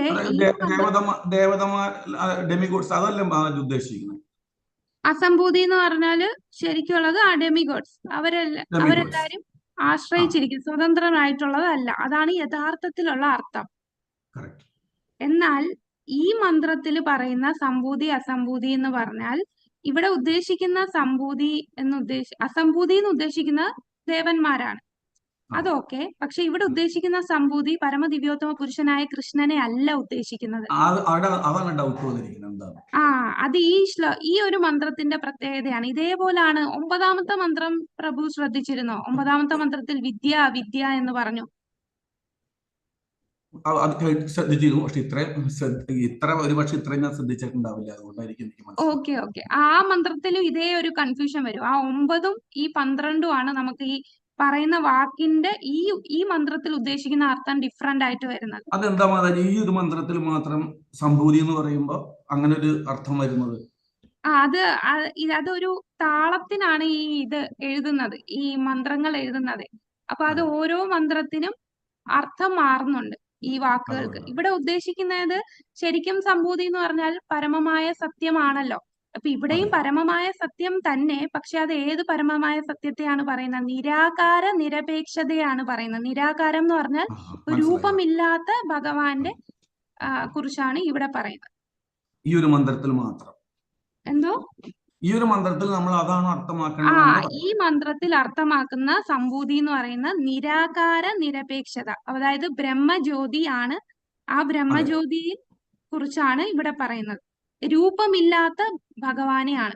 അതാണ് എനിക്കൊരു ഡൗട്ട് വന്നത്. ഒരിക്കലും നമ്മുടെ ഒരു സബ്ജക്ട് അല്ല അത്. അതെങ്ങനെ ഇവിടെ ഡിസ്കഷൻ വന്നതെന്ന് എനിക്ക് സംശയമുണ്ട്. അതാണ് നമ്മൾ പഠിക്കുന്ന സിദ്ധാന്തത്തിൽ അങ്ങനെ ഒരു സിസ്റ്റം ഇല്ലല്ലോ മാതാജി. നമ്മൾ പഠിക്കുക എന്ന് പറഞ്ഞാൽ നമ്മളിപ്പോ പഠിച്ചു പോരുന്ന ഈ സിദ്ധാന്തത്തിൽ നിരാകാര അതാണ് പ്രഭു. ഈ ഈശോപനിഷത്ത് എന്ന് പറഞ്ഞാൽ ശരിക്കും മായാവാദികള് ഏറ്റവും പൊക്കിക്കൊണ്ട് നടക്കുന്ന ഒരു ഉപനിഷത്താണ് ഈശോപനിഷത്ത്. അപ്പൊ ഈ ഈശോപനിഷത്തിൽ അവരുടെ മേഖലയിൽ കയറി ഈ ഓരോ മന്ത്രത്തിനും എന്താണ് വിശദീകരണം എന്ന് വ്യക്തമായിട്ട് നമുക്ക് പ്രഭുപാദർ പറഞ്ഞു തന്നിട്ടുള്ളതാണ്. അതാണിത്. ഈ ഈശോപനിഷത്ത് ശരിക്കും നമ്മുടെ സിദ്ധാന്തം അല്ല. നമുക്കിത് പഠിക്കേണ്ട ആവശ്യമില്ല. ഇതിൽ കൂടുതലും ഇപ്പൊ ക്ലിയർ ആണോ? എനിക്ക് മാതാജിയുടെ ഈ ഒരു കാര്യം മനസ്സിലാക്കാൻ വേണ്ടിയിട്ടാണ് ഞാൻ ചോദിച്ചത്. ഓക്കെ. പ്രഭു നേരത്തെ ക്ലാസ് അറ്റൻഡ് ചെയ്തിട്ടില്ല? അറ്റൻഡ് ചെയ്തിട്ടുണ്ട്. ഒരു പക്ഷെ എല്ലാ സമയത്തും ഒരുപോലെ ശ്രദ്ധിച്ചിട്ടുണ്ടാവില്ല. ഓക്കെ. അതെന്റെ തന്നെ മിസ്റ്റേക്കാണ്, മാതാജിയുടെ മിസ്റ്റേക്ക് അല്ല. ഓക്കെ. ഹരേ കൃഷ്ണ. ഹരേ കൃഷ്ണ. അപ്പൊ ഇത് നമ്മുടെ ആദ്യത്തെ ക്ലാസ്സിൽ തന്നെ പറഞ്ഞു എന്തിനാണ് നമ്മൾ ഈശോപനിഷത്ത് ശരിക്കും പഠിക്കുന്നത്. ഇത് ഫുള്ള് മായാവാദത്തിന് എഗൻസ്റ്റ് ആയിട്ട് പ്രഭുപാദർ വ്യക്തമായിട്ട് ഓരോ മന്ത്രം എന്താ ഉദ്ദേശിച്ചതെന്ന് പറയാം. അവര് വേറെ വ്യാഖ്യാനങ്ങളായിരിക്കും തരുന്നത്. അപ്പൊ ഇതാണ് നമ്മളുടെ ഈ സമൂഹത്തില് ഇങ്ങനെ ഒരു എങ്ങനെ നമ്മൾ ഈ ഒരു ലെവലിൽ എത്തി. ഒരുപക്ഷെ നമ്മൾ ഈശോപനിഷത്ത് ഇപ്പൊ പഠിക്കുന്നത് ഇങ്ങനെ ഒരു കാര്യം നമ്മൾക്ക് കൂടുതൽ മനസ്സിലാക്കാൻ വേണ്ടിയിട്ടായിരിക്കും എന്നാണ് ഉദ്ദേശിച്ചത്. കറക്റ്റ്. അതിനു വേണ്ടിയാ. നമ്മൾ കൂടുതൽ മനസ്സിലാക്കാൻ വേണ്ടിയാണ്. അപ്പൊ നാളെ വേറൊരാൾ വന്ന് നമ്മളെ വാദിച്ചാൽ നമുക്ക് അത് പറയാൻ സാധിക്കും. ഇത് പ്രീച്ചിങ്ങിന് കൂടുതൽ ഹെൽപ്പ് ചെയ്യുന്നതാണ്. ഹരേ കൃഷ്ണ. ശരിക്കും നമ്മളെ പ്രാക്ടീസിനോ ഭക്തിയെ സഹായിക്കാനോ അതിനല്ല ഈശോപനിഷത്ത്. ഞാൻ ഇങ്ങനെ ചോദിക്കാൻ കാരണം മാതാജി പറഞ്ഞു തന്നതെല്ലാം എനിക്ക് മനസ്സിലായി. രണ്ടാമത് റിപ്പീറ്റ് ചെയ്ത് വീണ്ടും മാതാജി ഇവിടെ ഇങ്ങനെ പറഞ്ഞു, അതായത് ഇവിടെ നിരപേക്ഷ തത്വത്തെ അല്ല ഉദ്ദേശിക്കുന്നത് എന്ന് പറഞ്ഞപ്പോ വീണ്ടും ഒക്കെ കൺഫ്യൂഷൻ. അതാണ് ഞാൻ ചോദിച്ചത്. ഇപ്പൊ എനിക്ക് ക്ലിയർ ആയി കേട്ടോ. ഹരേ കൃഷ്ണ. കൺഫ്യൂസിങ് മനസ്സിലായി മാതാജി. ഹരേ കൃഷ്ണ. ഹരേ കൃഷ്ണ. അപ്പൊ ഇവിടെ പരമദിവ്യോത്തമ പുരുഷൻ എന്ന് പറഞ്ഞാൽ അദ്ദേഹത്തിന് രൂപമുണ്ട്. ഇവിടെ ഉദ്ദേശിക്കുന്നത് നിരാകാരം, രൂപമില്ലാത്ത അവസ്ഥ. അതുകൊണ്ടല്ലേ ഈ ശ്ലോകത്തിന്റെ വിവർത്തനത്തിൽ തന്നെ പറയുന്നു, എന്താ പറയുന്നത്? നിരാകാര നിരപേക്ഷതയെ ആരാധിക്കുന്നവർ അതിലും കനത്ത കൂരുരുട്ടിൽ പ്രവേശിക്കുന്നു. അപ്പൊ ഭഗവാനെ ആരാധിച്ചാൽ ഒരിക്കലും നമ്മൾ കൂരുരുട്ടിൽ പ്രവേശിക്കില്ലല്ലോ. ഇവിടെ ഉദ്ദേശിക്കുന്ന എന്താണ്? വ്യക്തി രൂപമല്ലാത്ത നിരപേക്ഷതയെ ആരാധിക്കുമ്പോഴാണ് ഒരുപാട് കൂരുരുട്ടിൽ പ്രവേശിക്കുന്നത്. പക്ഷെ ഇനി അടുത്ത മന്ത്രത്തിൽ ഇതുപോലെ സംഭൂതി അസംഭൂതി പറയും, അവിടെ അർത്ഥം മാറും. അവിടെ ഉദ്ദേശിക്കുന്ന സംഭൂതി പരമദിവ്യോത്തമ പുരുഷനെ തന്നെ ആയിരിക്കും നെക്സ്റ്റ് മന്ത്രത്തിൽ പറയുന്ന, ഈ മന്ത്രമല്ല. ഹരേ കൃഷ്ണ. ഇനി ഇതിനകത്ത് വേറൊരു ചോദ്യം നമ്മുടെ പ്രഭുപാദയുടെ പർപ്പോട്ടിൽ വരുന്നതാണ്. ഈ സാമൂഹ്യ സേവനം ആണോ ഏറ്റവും വലുത്? സോഷ്യൽ സർവീസ്, നാഷണലിസം, ഭക്തിയേക്കാൾ നല്ലത് അതല്ലേ? അപ്പൊ അതിനെക്കുറിച്ച് എന്താണ് പറയാൻ? ഹരേ കൃഷ്ണ. കാരണം ഇതൊക്കെ നമ്മൾ ചിന്തിക്കണം. നാളെ ഈ ഭക്തിയിലോട്ട് നമ്മള് ആരെങ്കിലും സംശയം ചോദിക്കുമ്പോൾ നമുക്ക് അവർക്ക് പറഞ്ഞു കൊടുക്കാൻ സാധിക്കണം. അതിന് ശാശ്വതത്വമില്ല. ശാശ്വതത്വമില്ല. അതെ. അപ്പൊ അത് കൂടുതൽ എക്സ്പ്ലെയിൻ ചെയ്യാനാണെങ്കിൽ എങ്ങനെ ഒരു എക്സാമ്പിൾ വെച്ച് പറയാൻ സാധിക്കുമോ? ഇപ്പൊ ഒരു കുട്ടി നമ്മൾ നോക്കുമ്പോൾ ഒരുപാട് പേര് നമ്മൾ ട്രെയിനിലൊക്കെ യാത്ര ചെയ്യുമ്പോഴും ഭിക്ഷ ചോദിച്ചു ഒരുപാട് കുട്ടികളൊക്കെ വരും. അപ്പൊ നമുക്ക് അവരോട് സഹതാപം തോന്നും. അപ്പൊ സഹതാപം തോന്നുമ്പോൾ നമ്മൾ എന്ത് ചെയ്യുക? അവർക്ക് കുറച്ച് പൈസ കൊടുക്കും, അല്ലെ? പുറമേ നോക്കുമ്പോ ഭക്തന്മാരല്ല, സോഷ്യൽ വർക്കേഴ്സ് ആണ് എന്ത് സേവനമാണ് ചെയ്യുന്നത്. അവർക്ക് അത്രയും കാരുണ്യം, മറ്റുള്ളവരെ സഹായിക്കാനുള്ള മനസ്സ് എല്ലാം ഓക്കെയാണ്. മറ്റുള്ളവരെ സഹായിക്കാനുള്ള മനസ്സ് നല്ലതാണ്. പക്ഷെ ഭക്തി ഇല്ലാതെ നമ്മൾ എത്ര കമ്പാഷൻ കാണിച്ചാലും അത് ഒരു പ്രയോജനം ചെയ്യില്ല അവരെ. ഇപ്പൊ നമ്മൾ ആ പൈസ കൊടുത്ത് ഈ കുട്ടി ആ പൈസ കൊണ്ടുപോയി സിഗരറ്റ് വാങ്ങിച്ച് സിഗരറ്റ് വലിക്കുകയാണ്, അല്ലെങ്കിൽ മദ്യം വാങ്ങിച്ച് സേവിക്കുകയാണ്. അപ്പൊ എന്ത് പ്രയോജനമാണ് നമ്മൾ ആ കാരുണ്യം ആ കുട്ടിയോട് കാണിച്ചിട്ടുണ്ടായത്? ഒരുപാട് ചാരിറ്റബിൾ വർക്ക് അല്ലെങ്കിൽ ഒരുപാട് സൊസൈറ്റിക്ക് നമ്മൾ ചാരിറ്റി ചെയ്യുന്നു. എത്ര ചാരിറ്റി നമ്മൾ എത്ര കൊടുത്തിട്ടും ഈ ലോകത്തുള്ള ദാരിദ്ര്യം മാറുന്നുണ്ടോ? ഇല്ല. അപ്പോ കമ്പാഷൻ വേണം, നമുക്ക് എല്ലാരോടും കാരുണ്യം വേണം. പക്ഷേ അതിന്റെ കൂടെ ആത്മീയ ജ്ഞാനം വേണം. ആത്മീയ ജ്ഞാനം ഇല്ലാതെ നമ്മൾ ഈ കമ്പാഷൻ മാത്രമാണ് എന്നുണ്ടെങ്കിൽ അത് ആ ജീവാത്മാവിനെ രക്ഷിക്കുകയില്ല. എന്നാൽ നമ്മൾ ആ കുട്ടിക്ക് നമ്മളിപ്പോ എന്തെങ്കിലും ഒരു പ്രസാദമാക്കിയിട്ട് ഒരു പ്രസാദം കയ്യിൽ കൊണ്ട് നടക്കുകയാണ്, ഒരു പഴമോ എന്തെങ്കിലും ഒരു ഫലം നമ്മുടെ കയ്യിലുണ്ടെങ്കിൽ ആ കുട്ടിക്ക് പൈസ കൊടുക്കുന്നതിന് വരെ ആ ഫലം കൊടുത്താലോ അവൻ അജ്ഞാത സുഹൃതി കിട്ടുകയാണ്, അല്ലെ? അവൻ എന്തെങ്കിലും കുറച്ച് ചില കുട്ടികൾക്ക് സാമ്പത്തികമായിട്ട് ഇതില്ല, നിങ്ങൾക്ക് പഠിക്കാൻ സാധിക്കുന്നില്ല എന്നുണ്ടെങ്കിൽ ആ കുട്ടിക്ക് ഭഗവത്ഗീത ദാനമായി കൊടുത്തു. അപ്പൊ അവിടെ ആ കുട്ടിക്ക് അജ്ഞാന സുഹൃതി ലഭിക്കുകയാണ്. അപ്പൊ നമ്മൾ ഇതെല്ലാം ചെയ്യുന്നത് ഓക്കെ, പക്ഷെ അവിടെ ഭഗവാന്റെ ആത്മീയമായിട്ടുള്ള ഒരു അംശമില്ലാതെ നമ്മൾ എന്ത് സേവനം ചെയ്താലും എത്ര സാമൂഹ്യ സേവകരാന്ന് പറഞ്ഞാലും അവർക്ക് ഒരിക്കലും ഒരു ശാശ്വതമായിട്ടുള്ള ഒരു സഹായമല്ല നമ്മൾ ചെയ്യുന്നത്. കുറച്ചു നേരത്തേക്ക് അത് സഹായിക്കും, അല്ലെങ്കിൽ അവർ ചിലപ്പോ ഇപ്പം നമ്മുടെ സമൂഹം ഒത്തിരി ചൂഷണം ചെയ്യുന്നതാണ്, അല്ലേ? നമുക്കറിയാം ഭിക്ഷയ്ക്ക് ഒരുപാട് ആൾക്കാരെ ഇതിന്റെ പിന്നിൽ തന്നെ ഒരു വലിയ മാഫിയ തന്നെയുണ്ട്. ഇവരുടെ കയ്യിൽ അവർക്ക് ഈ പൈസ എല്ലാം അവരായിരിക്കും പിടിച്ചെടുക്കുന്നത്. അപ്പൊ നമ്മൾ അതിന് പകരം എന്താണ്? പ്രസാദം കൊടുക്കുക. അപ്പൊ അവന്റെ വയറ് നിറയുകയാണ് ചെയ്യുന്നത്. ഈ പൈസ കൊണ്ട് പല ദുഷിച്ച കാര്യങ്ങളും ചെയ്യാൻ ചാൻസ് ഉണ്ട്. അപ്പൊ അവരുടെ അവബോധത്തെയാണ് ശുദ്ധീകരിക്കേണ്ടത്. പുറമേ ഉള്ള എക്സ്റ്റേണൽ ആയിട്ടുള്ള ഭൗതികമായിട്ടുള്ള കാര്യങ്ങൾക്ക് സഹായിക്കുകയല്ല ചെയ്യേണ്ടത്. അവന്റെ അവബോധത്തെ ശുദ്ധീകരിക്കുക, അജ്ഞാത സുഹൃതി നമ്മൾ കൊടുക്കാൻ പറ്റുന്ന രീതിയിൽ കൊടുക്കുക. അപ്പൊ അതാണ് സാമൂഹ്യ സേവനമല്ലേ വലുത് എന്ന് ചോദിക്കുമ്പോൾ മാധവ സേവയാണ് മാനവ സേവ. പക്ഷെ ഇത് മനസ്സിലാക്കാൻ ഇതൊന്നും പറഞ്ഞ് അവരെ ഉപദേശിക്കാൻ പറ്റില്ല. നമുക്ക് അവർക്ക് അജ്ഞാന സുഹൃത്തി കൊടുക്കാനേ സാധിക്കും.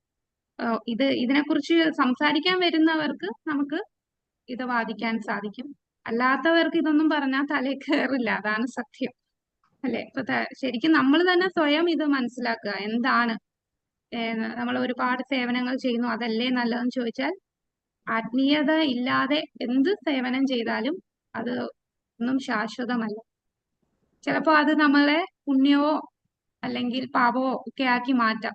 നമ്മൾ കൊടുക്കുന്ന പണം കൊണ്ട് അവൻ മറ്റ് തെറ്റായിട്ടുള്ള കാര്യങ്ങളാണ് ചെയ്യുന്നതെങ്കിൽ അതിന്റെ പകുതി പാപം ഫലം നമ്മളും അനുഭവിക്കേണ്ടി വരും. അപ്പൊ പുണ്യവും പാപവും എല്ലാം ബന്ധനസ്ഥരാക്കുകയാണ് ചെയ്യുന്നത്.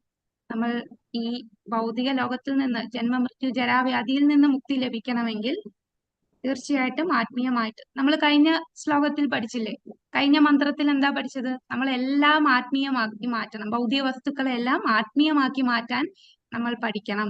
അപ്പൊ അങ്ങനെ നമുക്ക് ബന്ധനം ഇല്ലാതെ ജീവിതം മുന്നോട്ട് കൊണ്ടുപോയി ഭഗവാനെ സേവിച്ച് ഭക്തിയുത സേവനത്തോടുകൂടി ഭഗവത് ധാമത്തിലേക്ക് അവസാനം എത്തിച്ചേരാൻ സാധിക്കും. ഹരേ കൃഷ്ണ. അപ്പൊ ഇതാണ് നമ്മുടെ ഇന്ന് സംഭൂതി അസംഭൂതി. അടുത്തത് ഇതിനകത്ത് ചോദ്യങ്ങൾ. ഇതിന്റെ അർത്ഥം വിശദീകരിക്കുക. സംഭൂതി അസംഭൂതി. എന്താണ് സംഭൂതി?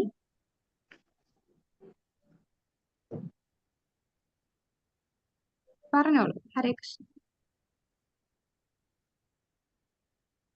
ഹരേ കൃഷ്ണ. ഹരേ കൃഷ്ണ മാതാജി. പരമദിവ്യോത്തമ പുരുഷൻ. പരമദിവ്യോത്തമ പുരുഷനെ സംഭൂതി എന്ന് വിളിക്കാൻ കാരണം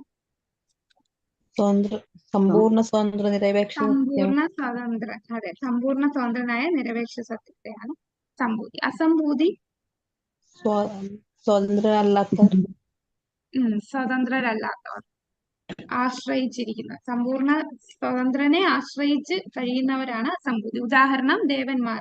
അല്ലെങ്കിൽ നമ്മൾ ഭൗതികമായിട്ടൊരു ഉദാഹരണം പറഞ്ഞാൽ ഒരു കുട്ടി എപ്പോഴും അമ്മയെ ആശ്രയിച്ചാണ് ജീവിക്കുന്നത്. അതുപോലെ ദേവന്മാരെല്ലാം ഭഗവാനെ ആശ്രയിച്ചാണ് നിൽക്കുന്നത്. ഹരേ കൃഷ്ണ. ഇതേ ഉള്ളൂ നമ്മുടെ ഇന്നത്തെ മന്ത്രം. ഇനി അടുത്ത മന്ത്രത്തില് നമുക്ക് ഈ സംഭൂതി അസംഭൂതി രണ്ടുപേരും രണ്ട് ഫലമാണ് തരുന്നത് എന്ന് നമുക്ക് കാണാം. അപ്പൊ അവിടെ ഉദ്ദേശിക്കുന്ന സംഭൂതി എന്താണ്, അസംഭൂതി എന്താണ് എന്നുള്ള ഇവിടെ നിന്ന് വ്യത്യസ്തമാണ്. അപ്പൊ അതും കൂടെ നമുക്ക് നോട്ട് ചെയ്യാം. നമുക്ക് ആ അവിദ്യ മനസ്സിലായിട്ടുണ്ടെങ്കിൽ അതേ ഫ്ലോയിലാണ് ഇതും പോകുന്നത്. ഹരേ കൃഷ്ണ.